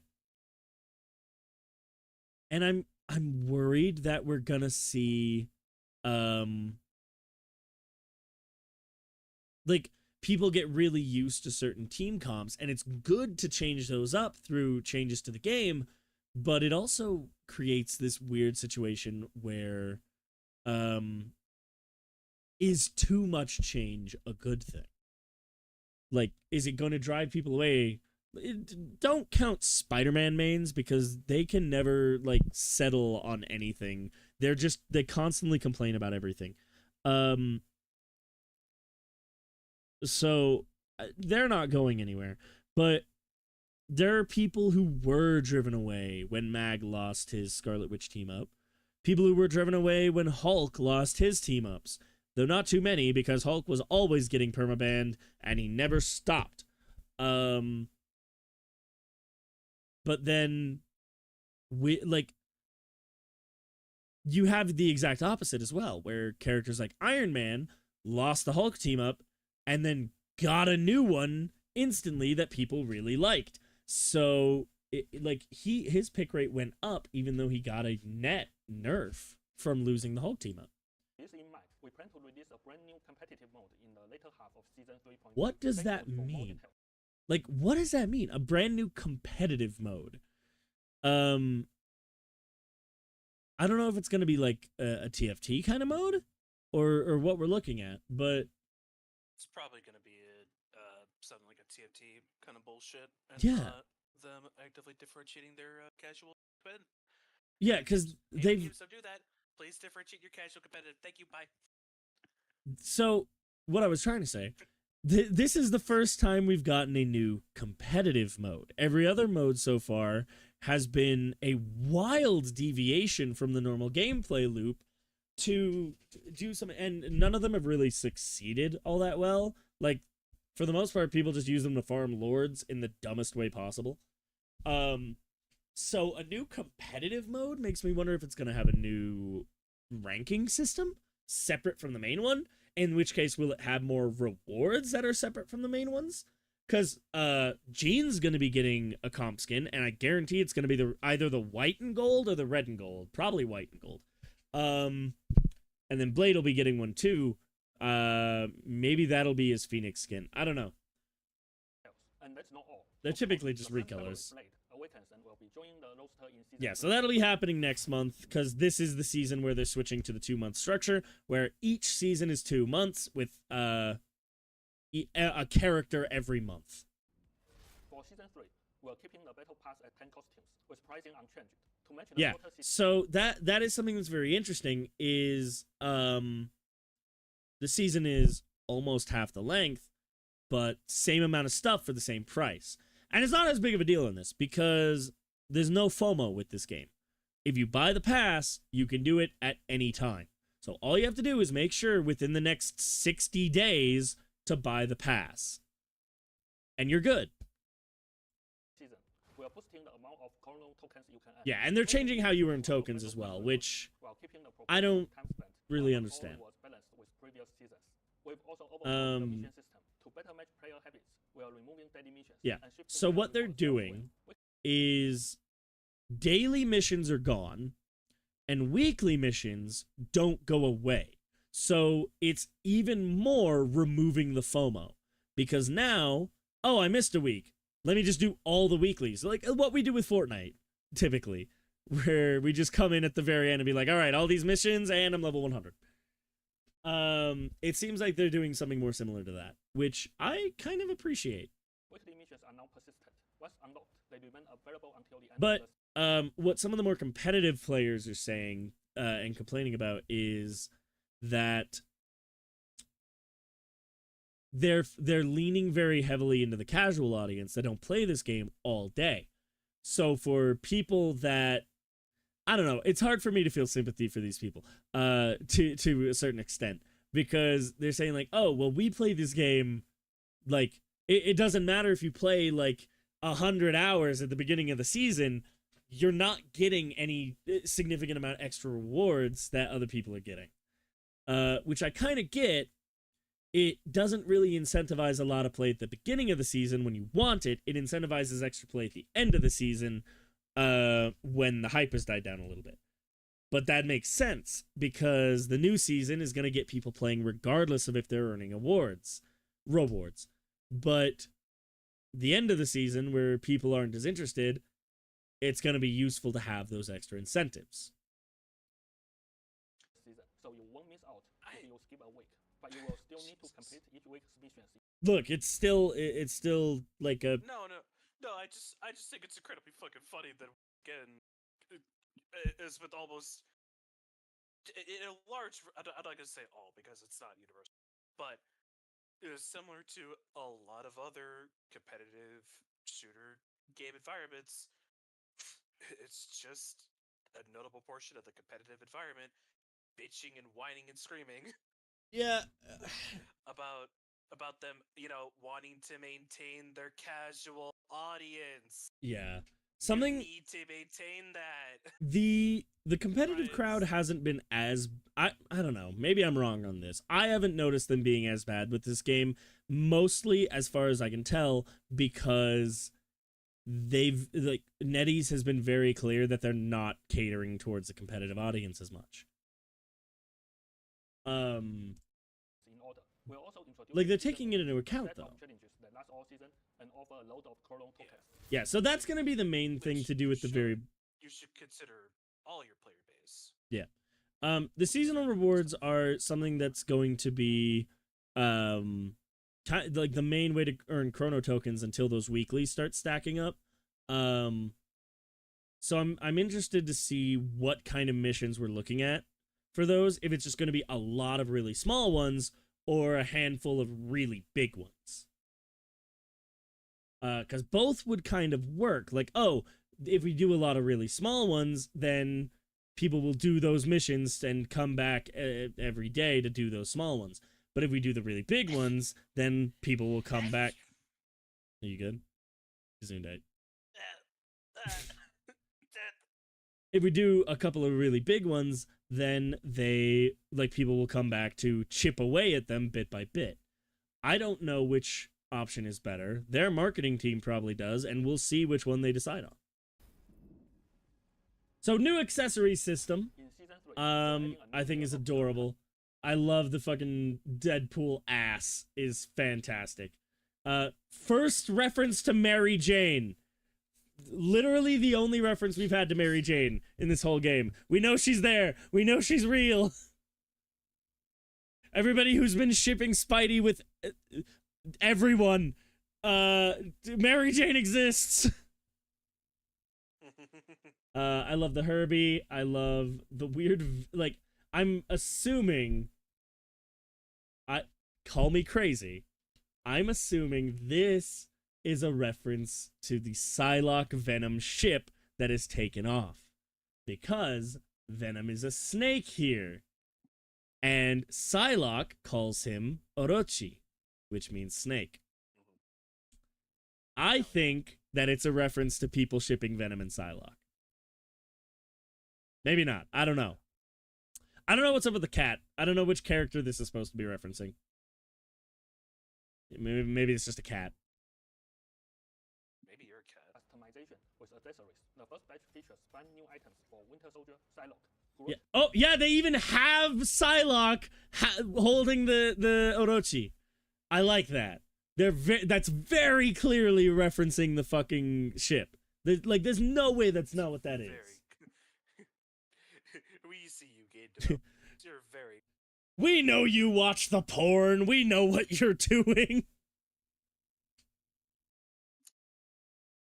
Rocket Raccoon, Jeff the Land Shark, Invisible Woman, MR. Here's the best one. The Deadpool. It's just his ass going back and forth. We're also bringing new chroma. So new chroma variants. This different skins having different like tones. I don't like this system. So I don't really like the idea of having paid color variants at all. But at the same time, what people were expecting when this was initially announced was that they would pay $5 for a customizable color wheel. That was obviously never going to happen. But this is not, I don't know if this is better, you know? It's the same system that League uses.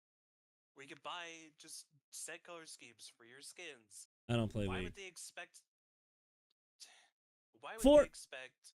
You go. You finish your thing. Marvel Rivals to fucking do different that they're not going to. Because it's been less predatory in the past and people think it's going to continue to be.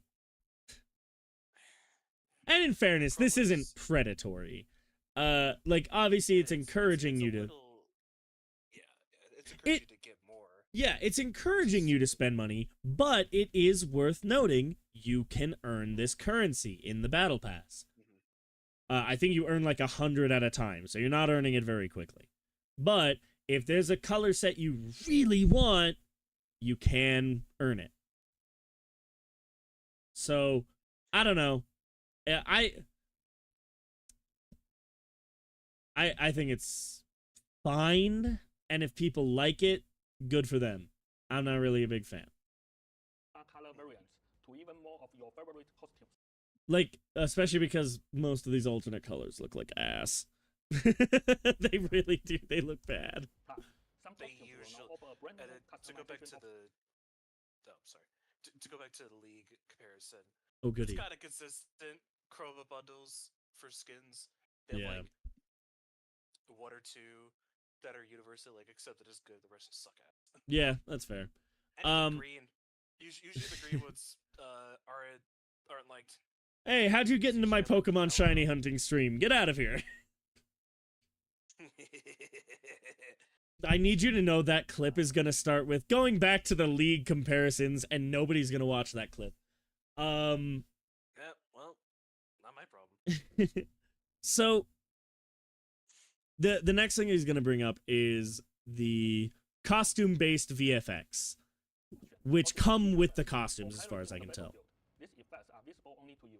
Other players will still see the original effects during matches. Yeah, so some of these are seem to be a little distracting, but they've made it so only you see them, which I appreciate. Unlock this new color palette. Look at this shit. This is the... Oh, Oh, it looks so goddamn good. You will be able to earn unstable molecules. Jeff's beach skin, when he goes under, the like pool that he creates has a bunch of flowers, and then his hat in the middle. I really like it. To the battle pass and events, making it easier than ever to personalize your heroes. We've heard your feedback. From season 3 onward, you can mix and match MVP animations. Thank you. Thank you. Yeah. Like, there are some really cool MVPs that go with some dog shit skins. I will say, one I really want to do is the Weapon X. Obviously, I don't own either of these skins, but Weapon X Wolverine in the Deadpool and Wolverine MVP. Because the Deadpool and Wolverine one is where he goes through the bus and then crashes out of the back, but they do it naked. Do it naked, yeah. Costume and equip any MVP from any other costume of the same hero. Plus, your team lobby background will now change to match This your is my favorite change. making your unique style shine This- even before the battle begins. It just makes it immediately apparent to anybody who sees your game, like, a level of customization that wasn't there. Before, I'm going to be honest, there was no goddamn reason to change your character on the title screen, because at best you just have, oh, this is a skin that I have for a character that I like. But now having these cool visuals tied into it makes it worth it. It's actually good now. Begins. In season 3, we've optimized the gallery system by merging serials and special editions into one. We've also added a new cinematic. This I really appreciate. So most of these cinematics seem to just be the map openings. I really hope that it's more than that, and that we also get some story cinematics that were, I guess those are on YouTube, so maybe that's not, I don't know. But having all the comic books in one location is really nice. I need to, so little spoiler, I don't know if this video is ever going to come out, but I am working on a lore video for this game. There's just so much of it, and I've been like, okay, I'll just start working on it when there's a good, like, stopping point to pay attention to. Oh, what do you mean this doesn't get any less complicated? It just gets more complicated. Like, my initial plan was, okay, I'll start it when they start addressing Doom. What do you mean Ultron killed Doom? What? When did that happen? So, there hasn't been a good jumping on point. So I'm just going to start working on it and see how long the video gets. And we'll figure it out.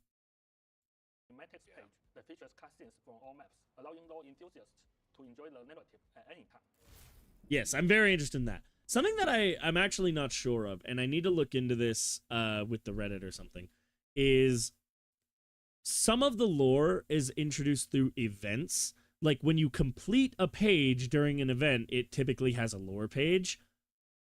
I don't know if you can find those anywhere. I don't know, like, is there somewhere that those show up again? Or are those just, oh, you get to see them when you complete the event and then they're gone? I haven't been able to figure that out.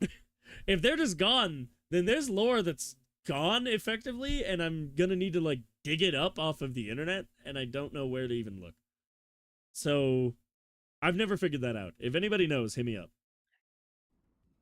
A new event tab has been added to the main lobby navigation. I like making it this. easier than ever to browse all the Okay, that would actually be a good way to do it. If events were the only way to see that, put old events in the new event tab.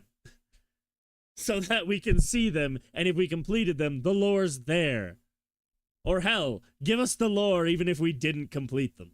Like, you don't have to give us any of the rewards, just the lore, please. current in-game events. We've also enhanced the post-match results screen. Oh, that looks so much better. Events and other progress as soon as the battle ends. This I don't really care about as I am not a college student. Verified university students will enjoy costume trials upon complete. It's a cool concept. The biggest criticism I've seen of it is, oh, you have to give this company your data. I'm like, name a company that doesn't have your data. I'm sorry, that is like a non-issue at this point. It's an issue that needs to be dealt with, but it's not a good reason to like say this is a bad feature or anything. It's a cool idea, and hey, it means that people who are putting an effort into bettering their lives get some temporary free shit. Cool. Verification. University students can enjoy access to 10 costumes and MVPs. We're rolling out email verification for students in the US, UK, and more, with even more regions soon. Be sure to check our official site for updates. If your university can be verified using your school email, let our support team know, and they will work to add that university to the list. Yeah, I don't know. I understand the. Update supports the latest I don't know. SDK. Once you reconnect your Discord account, you will be able to chat with Discord friends. Yeah, so this is. Reason to be apprehensive towards it. Yeah. Same with this, actually, like the Discord thing too. But it's a cool feature, and the game takes massive performance hits whenever you tab out of it, just because obviously. And even especially if you can integrate your console to it instead of your PC, so it makes chatting with friends just a shit ton easier, and making communities way easier. Like I'm gonna be starting to communicate with people like Rui, Gaia, maybe Gigi, but she's not really as into this game, so other games for Gigi. But Gaia, Rui, Rose, Pastry, Chaotic, and anybody else I find. Princess Shadow Rose, Cove the Beach Goblin, others. Making that community of rivals PNG tubers that can easily communicate. This could make this easier. I don't know. I guess we'll find out. I'm hoping to get that started before the season starts, so we'll all be bronze and we can just start as a team. In-game. You can also stay connected with your Marvel Rivals friends via Discord even when. What was that cringy ass mess? Stay connected. Blade coming, ready to take them down, Gene? Always! Let's make some Nobody talks like that. There would be like 6 slurs in this image. It's Discord. Via Discord even when you are offline. Yeah. We're making it easier than ever to connect with your squad. There'd probably be some government secrets leaked in a War Thunder chat somewhere. I don't know. Probably not a good thing that keeps happening. Or a Thug Shaker Central Minecraft server. Of course. Top of the game. Now my buddy's just. Am I still less than halfway through this? That many players using NVIDIA graphics cards have experienced GPU crashes. Updating your NVIDIA drivers to version 576.80 or later. What is with these cuts? I'm sorry. Does the cuts get... Well, he's listing out software drivers. It's so funny. Yeah, so basically, if you run an NVIDIA and you're experiencing crashes, they're just telling you it's a skill issue. Like, update your drivers. Whoa.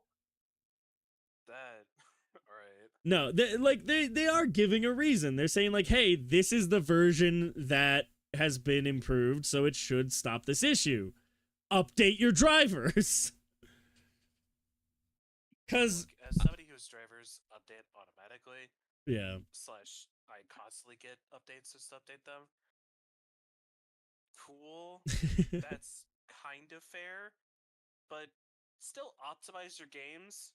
the game's optimized well enough. Like the fact that I can run it while streaming shows that it is decently optimized. But let me correct my statement.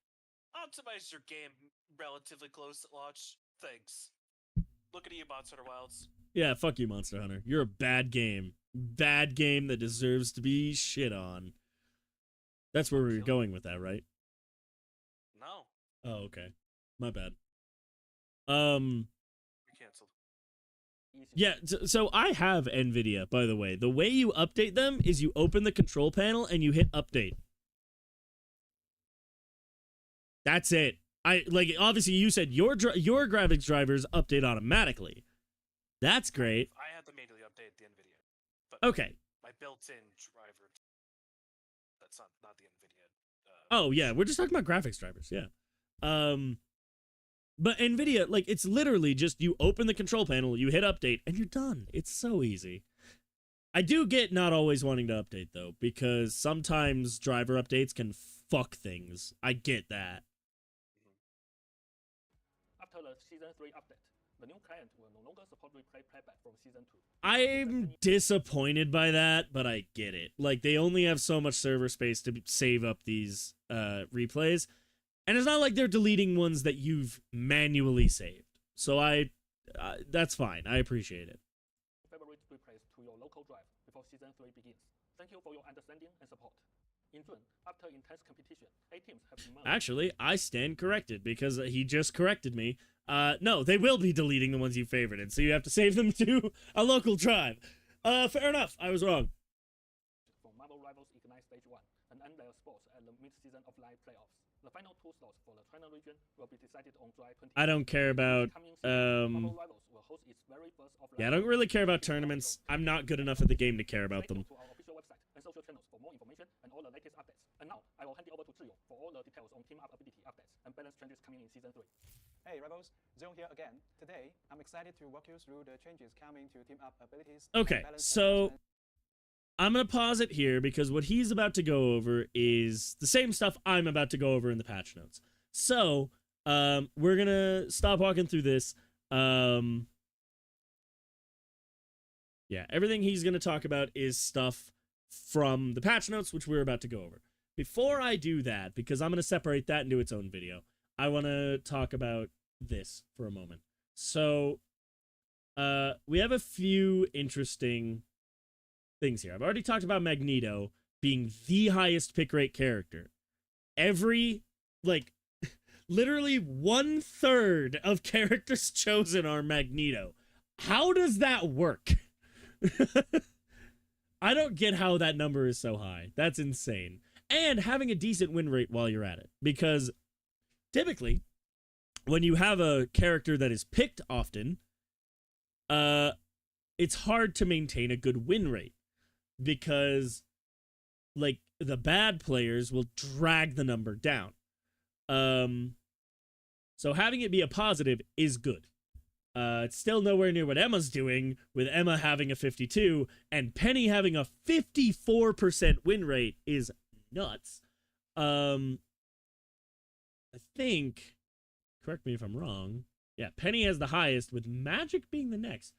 Magic's been interesting lately, because people thought she was going to die to the flyer meta, but she's been holding her own fine. In fairness, she does have a 3% pick rate, so, as some people have put it, she has a few players that are really adamant about playing her well. And then Rocket naturally has a high win rate. Rocket is the definition of heal bot in this game. He's a character that is very hard to kill, and he just constantly puts out healing. So it makes sense he'd be, plus the revive thing and the team up with Penny. These two being together makes a lot of sense. It is interesting that Penny has a higher win rate than Rocket. I would have thought it'd be the other way around. But, you know, tanks. They just be like that. Interestingly, so this is something I really like. Captain America gets shit on constantly by the community, yet he has almost 54% win rate. He's doing very well. He's just not being picked very often. He's in the same boat as Magic, almost exactly. But if we go down, so jump down to Grandmaster, he's already dropped down to a way lower win rate. Or not that his win rate went down very much. It went down by about 0.5, but you have other characters that just overshadow him, like Black Panther starts making his way up the list. Penny is still super big. Grandmaster Penny is scary. But then lower still, Cap is sitting at 52. Roughly same position on the thing, but his win rate starts dropping. Black Panther makes his way up to second. Drop down to platinum. Black Panther's suddenly at the top. Penny's dropped down to third. Ultron is now second. And Cap is all the way down here. So Cap has this interesting, like, there's this interesting dichotomy. So if you go to gold or lower, he starts approaching a 50%, which is really funny to me. Cap has this interesting thing where people think Captain America is a bad character, partially because he has no good team-ups. But also because when you get to the around the medal ranks, he's just really not very good. He's a decently high skill character. Like even in platinum, where did he go? There. Even in platinum, almost 5% pick rate with a 51.2% win rate. He's just like it takes too much to make him useful, especially with the dive changes. That's totally fair. But characters like at the same time, Black Panther running. Let me drop down to bronze, 60% win rate, silver 59.9, gold 58.7, platinum 57.12, and when you get to diamond, he's finally second place with 55.9. Black Panther is dominating this game right now. And if I go here, he does not have any changes. Neither does Penny. I'm baffled by it. These characters are dominating the game in pretty much every rank. So if we go to bronze, Penny is all the way down here with a 53. Bronze almost doesn't matter because it's just mostly people who don't know how to play the game. Silver, Penny jumps up a bit, makes sense, 53.8. I just changed it to a different language. I changed it to Japanese. Now I gotta fix it again. Silver, win rate. Yeah, so Penny's down here with a 53.8. Up to gold, she is lower. Oh, no, she's not. I mixed up the numbers and I was saying 58.3. 54.8, so she goes up by a percent. And it's not until platinum that she finally gets a jump by 2%. And then diamond jumps her all the way up to 57.3.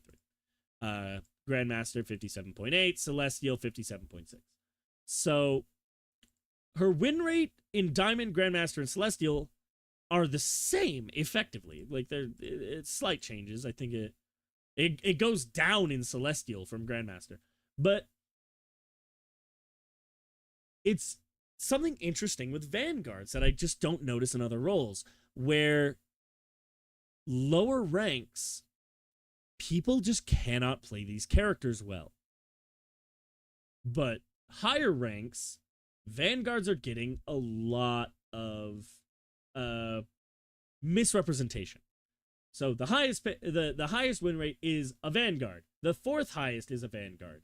And then you jump all the way down to Emma, who is 5, 6, 7, 8, 9, the 10th, I think, at a 52.12.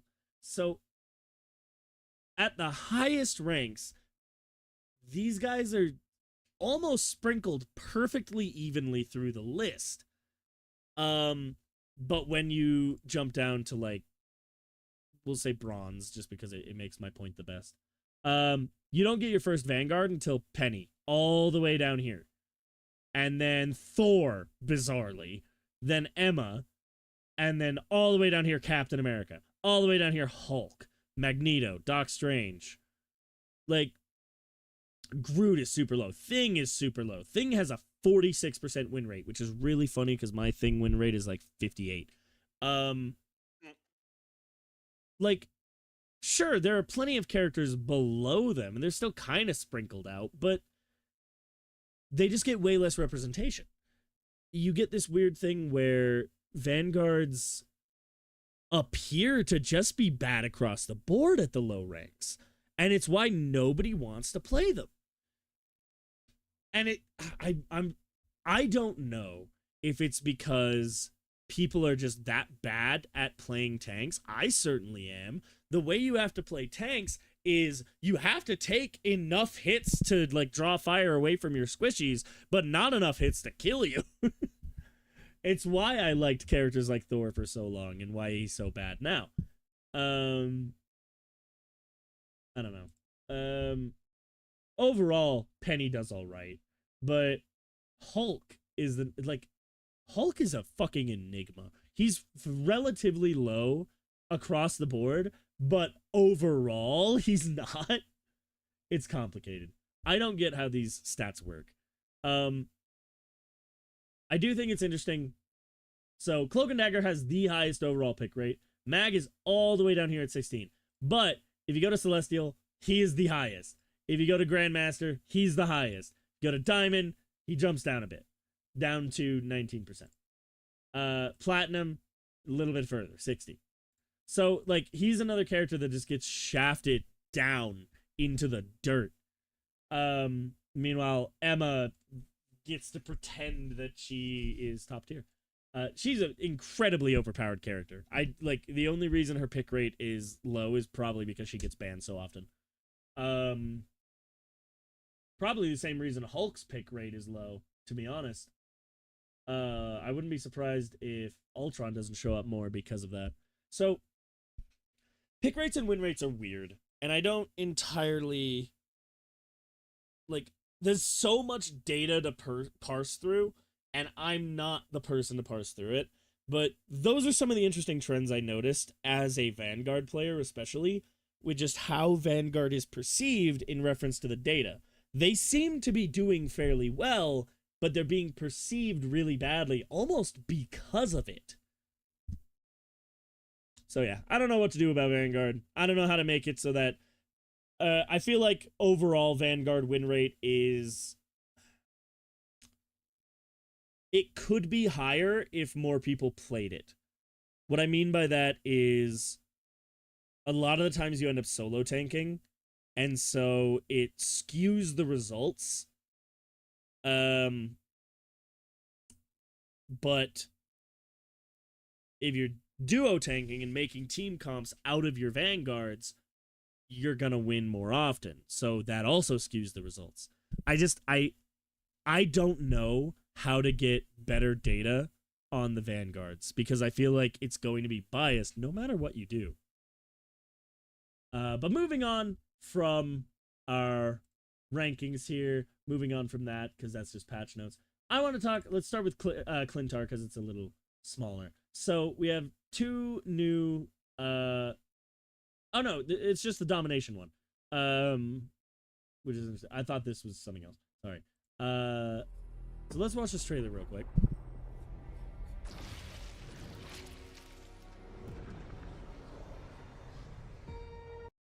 I don't think this is intentional, but just looking at this, for one, it's very clearly referencing the Venom font from the Venom movie. It's not exact, but it seems like a pretty clear reference. But it also looks like the Shattered Veil from Call of Duty Black Ops. I don't know. Maybe I'm crazy, but it looks somewhat similar to me. Anyway, Celestial Husk. So this is that the Power Stone? No way. That's got to be something else.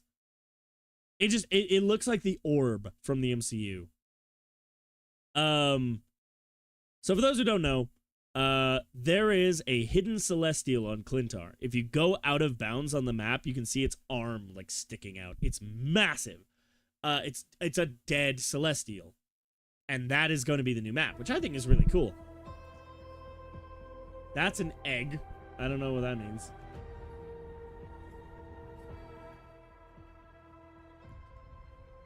Celestial's heart. Another egg.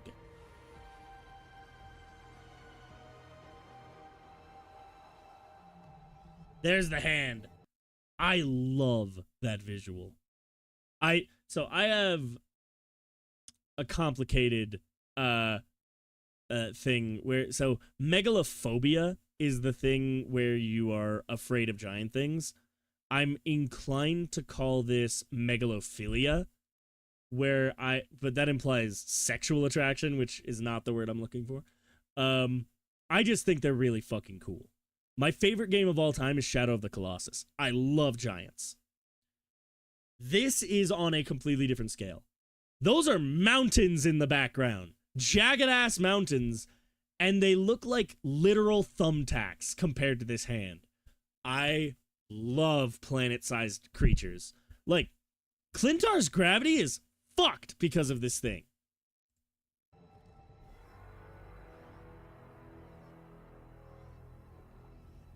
There's All Black the Necro Sword. I hate the eye.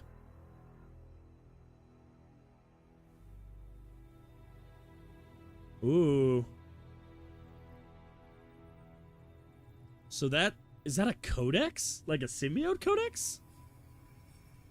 So if you look, you can kind of make out the structure here. So over here you have an arm leading into the chest, down to the leg down here, the other arm over there, the other leg over there, up to the head that way.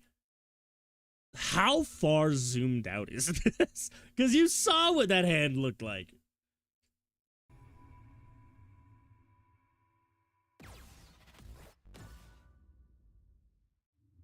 Another look at them. Was that Hela? Yeah, that map looks very interesting. Where do oh, it's still under construction. So they haven't actually told us how this is going to work yet. Convergence, so adding a dominant. Yeah, that's fair. Because most maps have two options between convergence and dominance. Domination, I should say. So, I don't know. I typically prefer the domination variants of the maps. Even though I love pushing the cart and how it's like never at any point during a convergence game does it feel like it's clear cut who's going to win or lose, unless you're just getting rolled. That does happen. But in domination, typically you can tell who's going to win very early on. And I'm not a big fan of that. So I do like that. Here's going to be what makes up the next hour of this video. I'm exaggerating slightly. So there's a lot of patch notes to cover. I'm not going to be spending too much time on too many of them. Hopefully this will be the shortest video out of the multitude that I'm making out of this 2-hour-long thing. So, overall, when it comes balance changes, new season coming up, to check out in the full patch notes, or and our in-depth analysis on the most impactful changes, which we already watched. For the patch notes outlining all of the changes, check the separate post. Yeah, that's discussing new stuff that's coming in the game. But I'm mostly just interested in the character patch notes. So, Emma is getting another nerf. She got a flat nerf last time. I wonder if I can find patch notes from before. I'm not going to look right now. So, her left click? Yeah, her left click damage is getting a mild nerf. So, at 99 energy, so it gradually builds up, but when it reaches 100, it gets a massive boost. So at 99, it's now 120 to 110. And I assume this is going to reflect for 0 to 98 as well. But then when we reach 100, it used to jump up to 150, now it jumps up to 140. So it still gets a 30 damage boost.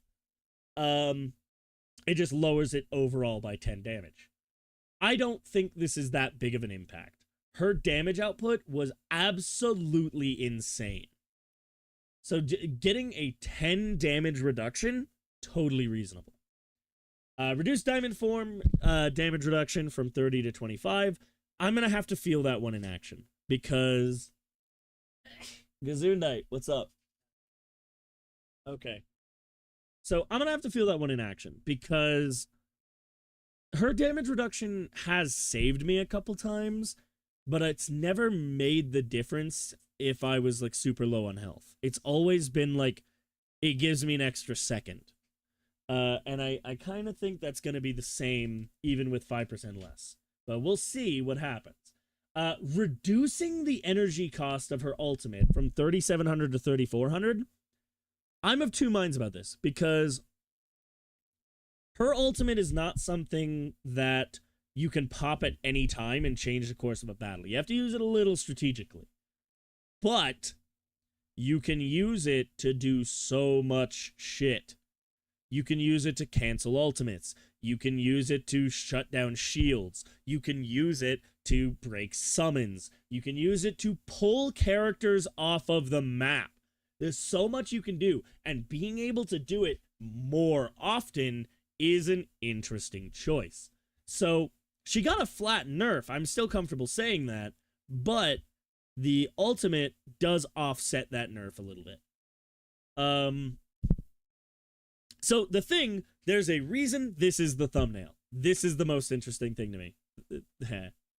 We're not afraid to say it. It's clobbering time. Sorry. It's clobbering time! Thank you. Now with smoother moves and more utility, time for more pain with your brothers and sisters in arms. So, the ability he had, and he does still have it, I believe it's his E, is he could jump to teammates and gain 25% damage reduction. Now, he also has an F to jump to enemies. I thank you, Netties. Thank you for not making it the same button. If it was one command that could either jump to allies or enemies, it'd be so difficult to plan where you're jumping. Making it so that you can jump with E to allies and F to enemies is so useful.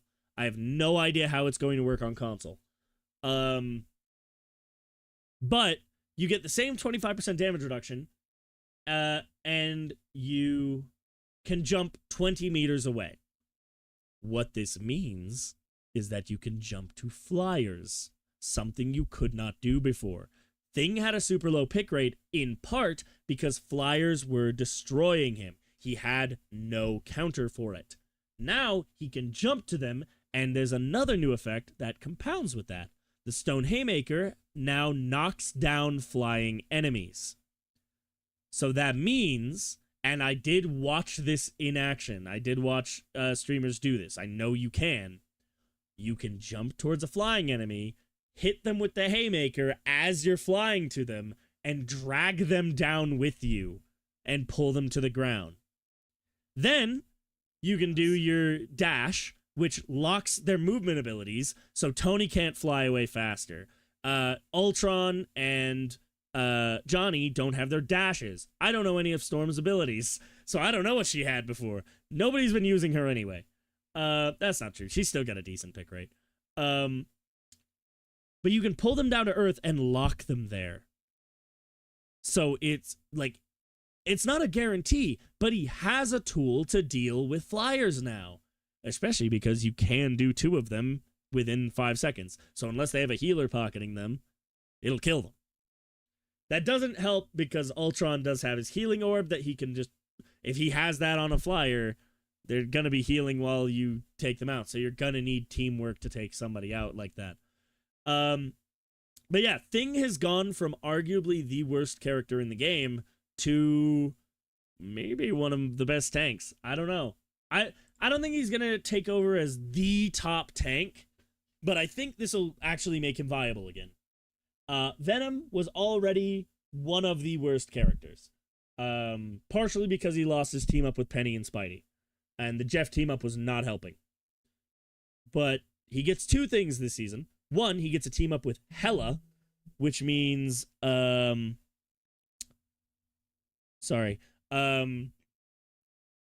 because Hela is a character that's getting picked very often, especially this coming season, Venom will get his team up most games. And Hela gets her own bonus from it. We'll get to that later. But Venom will finally have a bigger health pool again without needing Jeff. And then you have his his change to his ability, his what is it? Right click, I think. I haven't played him on PC. As fuck, yeah. On console, it's left trigger. I know that, so it's probably right click on PC. Now slows from 15 to 25%, so they're way slower when they get hit by his slow, which is especially useful for flyers. But that does that doesn't give him any more damage. So he's still going to be an iffy character to play. I think he's going to see a lot of use again in the lower ranks. I don't think he's going to see much at the higher. Moving on from tanks, Human Torch got another nerf. When he first launched, he was really bad. He got a buff, he became very good. He got a nerf, then he got a nerf, now he got another nerf. I think there were 3. So now he is the anchor for a Spider-Man team up, which means he does get a, I think, 10% damage boost. Great. But they reduced his clustered, so I believe this is his left click. They reduced it per projectile from, no, this might be his right click, because I think it's 6 per second, isn't it?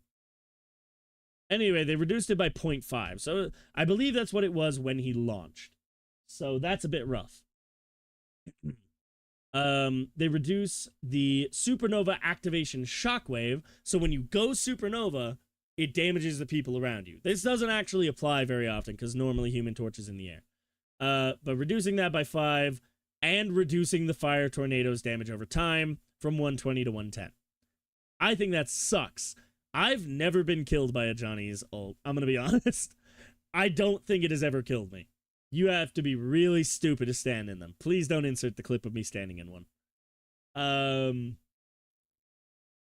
So he gets his he gets a 5% damage boost? Oh, that's way worse. Yeah, he lost so much shit, and he has a terrible team up. From his end. Spidey gets a pretty decent team up. Iron Man, he also got a bit of a nerf. I don't think this was necessary, but I get it, I guess. So the first two repulsor blast hits have dropped 5 damage from 40 to 35, and then 50 to 45 while in overdrive. That 50 damage was nuts. I liked it. But his ultimate has also increased from 2800 to 3400. So you're going to be getting the maximum pulse way less often. On one hand, this is good because the maximum pulse was a pain in the ass. But on the other hand, it was also a really good tool, so it kind of sucks to lose, to get it left less often. Moving on to Mr. Fantastic. Like, Iron Man probably didn't need this nerf. I think he was fine. He was useful, but he was fine. He was easily killable if you had a decent team comp. Literally just one hit scan here, character. And this doesn't really affect that at all. Mr. Fantastic, weird nerf. Really weird nerf. So he is lost when he's in his his fucking big shoulders mode. His bonus health has dropped from 400 to 350. Why? He was not hard to kill. You could melt him so fast, and he was also relatively easy to just ignore as well. Like, you could get away from him pretty easy. I don't know. I feel like this is just... this sucks a little bit. I don't think it was necessary, I should put it that way. So Namor got a buff for some goddamn reason. I hate Namor. Namor got his projectile damage increased from 70 to 75, and his speed from 120 meters per second to 150 meters per second. He's faster, he's stronger. And the Wrath of the Seven Seas projectile speed, I believe that's his summons, from 120 to 150. So he got a speed boost. That's bad. He's so dangerous. I don't know. Other people may not think he's very dangerous. Scarlet Witch, I don't know if I 100% get this. So her ultimate, the charge period has been reduced from 35% to 25%. Pardon me, the slow rate during the charge period has been reduced. So, I think that means you slow them more. I'm not... How did they phrase it for Venom? Increase the slow effect. But this one, reduce the slow rate. Weird. So, okay, you get less slow in her ult. But the damage is increased from 750 to 850. As far as I'm aware, that means no character besides characters with bonus health, no character's base health can survive this ult now. Who's old? Sorry. Scarlet Witches. Scarlet Witch, yeah. Yeah, the big explosion that just disintegrates you.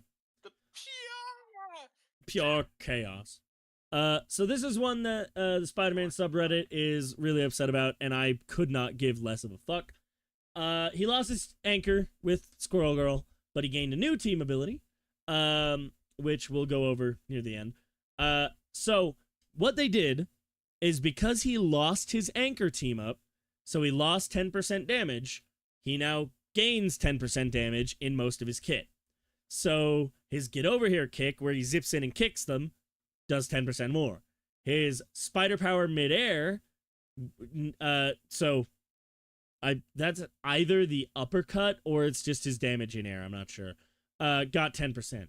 His Amazing Combo got 10%. That's the one where he does the double jump and then the overhead slam. So he got a 10% boost while losing his 10% team up.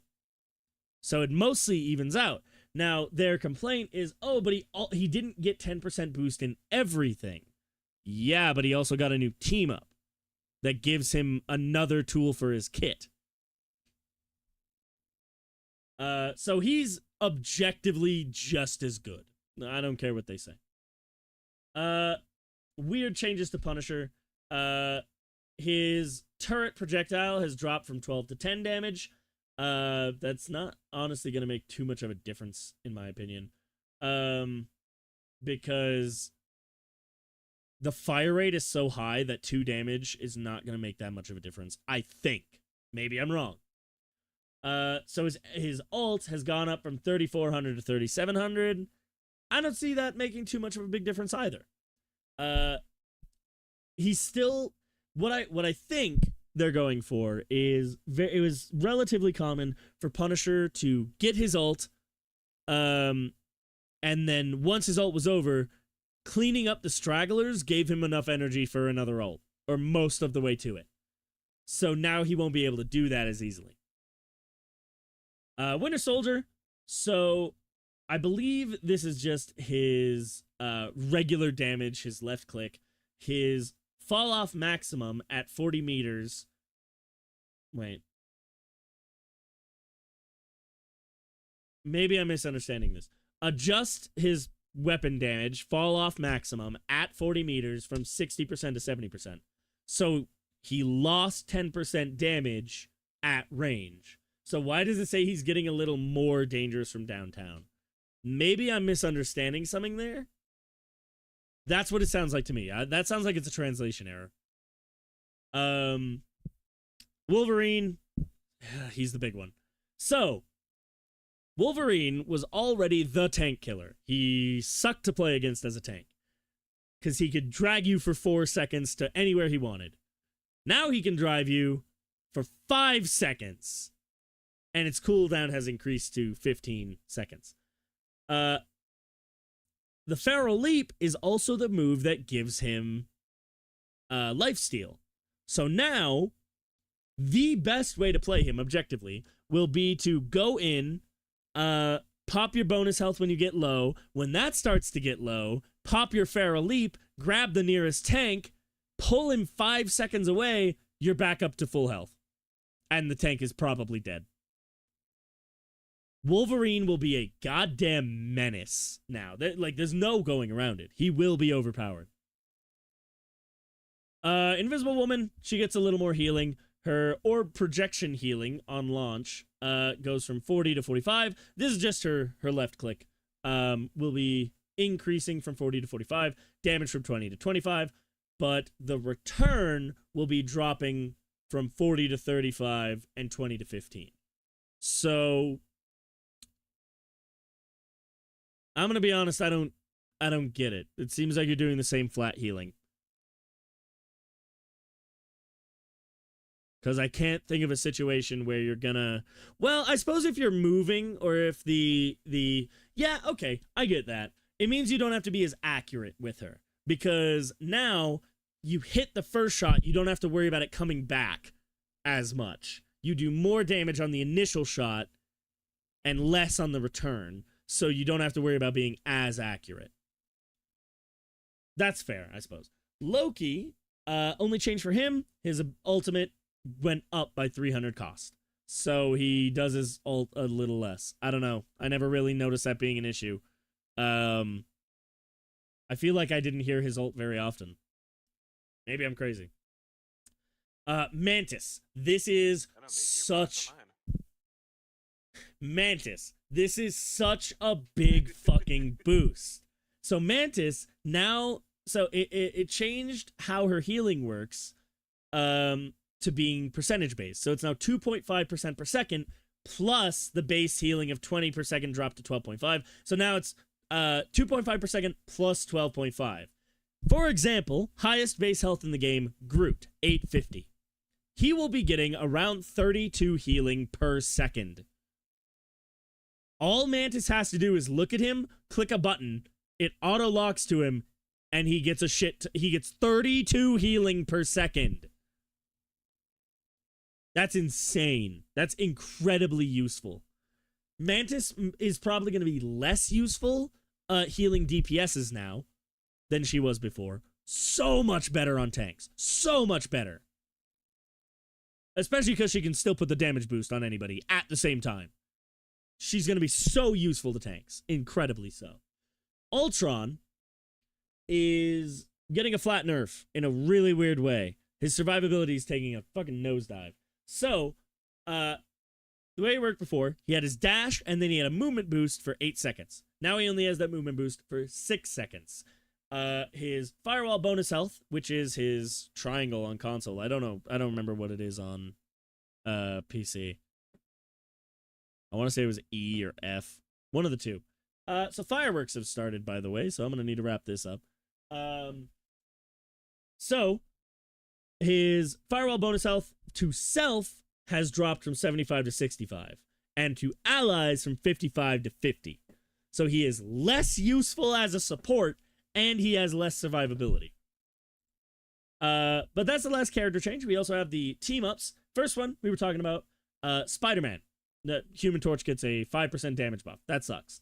Spider-Man gets the Inferno Blast ability, which seems to be... It seems to be a fire punch that knocks you back. Like, as Spider-Man, you get knocked back. So not a big deal. Basically, the way to run this is right-click to drop your Spider Tracer, Inferno Punch with C, go back in with E, I think it is, either E or F, and then the other one to do your uppercut. They die instantly. Like, that combo will kill a 250 health character. I watched it happen. Like, people that were playing this game.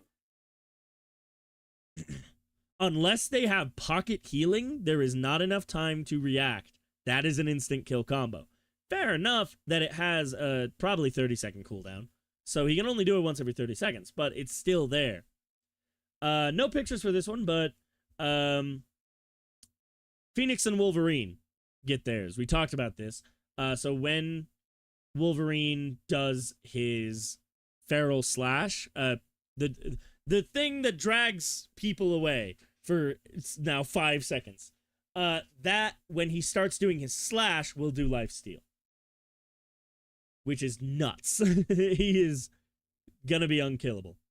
So we lost Spider-Man and Squirrel Girl. Squirrel Girl gets a new one instead. She gets added to the Stark Protocol with Iron Man and Ultron. Very interesting. Because I think this will mean Ultron drops in pick rate. Because before, not one of the main reasons Ultron was getting picked was to give Iron Man the damage boost so he would become a threat. Now, you need Squirrel Girl for that. And Squirrel Girl's already got a decent pick rate. So now what she gets is the Squirrel Missile ability. And as I saw it, as long as there is an opponent on screen, doesn't matter how far away they are. If they are somewhere on your screen, you throw this, it will hit them. It is a homing missile. And it does fairly decent damage. So it seems it will not kill from full health. It doesn't, I think it does like 100 damage. But all you need to do now is land one decent attack, throw out the squirrel missile, and it can kill some squishier characters. So that is, she is now a flyer killer. That was the main issue with Squirrel Girl, was projectile rather than hit scan. So now all you need to do is land one hit, squirrel missile, flyer dead. They're listening to the criticism. The immediate criticism of Season 2.5 was that it became a flyer meta. They're dealing with it. Between the Thing, Venom to an extent, Squirrel Girl, Human Torch, kind of, even Spidey, because the Flaming Fist does damage over time. Like, it lights them on fire. So even it's useful against flyers. But Human Torch did lose his team up with Storm, meaning Storm's ultimate is now only team up with Jeff. Weird to phrase it that way. But now we have Hela being added to Venom and Jeff. Like I said, I think this will massively improve Venom's pick rate, because Hela is a staple on a lot of teams right now because she's such good hit scan. So teaming her up with Venom means that Venom will naturally become more prolific. And she also gets the Hell Tendrils ability, which I believe is a short CC.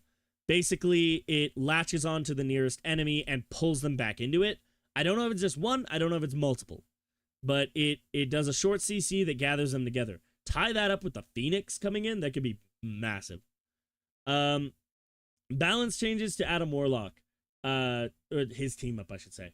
So Adam Warlock had Divine Soul or something like that, and when teamed up with Mantis and Star-Lord, gave them Leader Soul and Nature Soul for Star-Lord and Mantis, respectively. So now the cooldown for that has increased by 15 seconds. I don't know that this is really going to make that much of a difference. Some people are saying it killed Adam Warlock. I don't know. In, like, when you have cooldowns of even up to 30 seconds, 5 seconds makes a big deal. When you have a cooldown of 2 minutes and you add 15 seconds to that, I don't think that's a big deal. I don't. So Jeff's team up ability got a little bit of a boost. So now what Jeff's, am I wrong about this? Yeah. So Jeff's team up with Venom grants bonus health, and it got doubled from 50 to 100, and the max tendril link period got increased from 3 to 5 seconds. So it lasts for longer, and it does more healing. I think that's useful. I don't think it's going to affect how often Jeff gets picked. So overall, a lot of changes to a lot of different characters. And in the last 2 hours and 40 minutes, I have not played any games all night. We went over a lot of stuff. We went over the trailers. We went over the new map. We went over hero changes. We went over skins. We went over the battle pass. We went over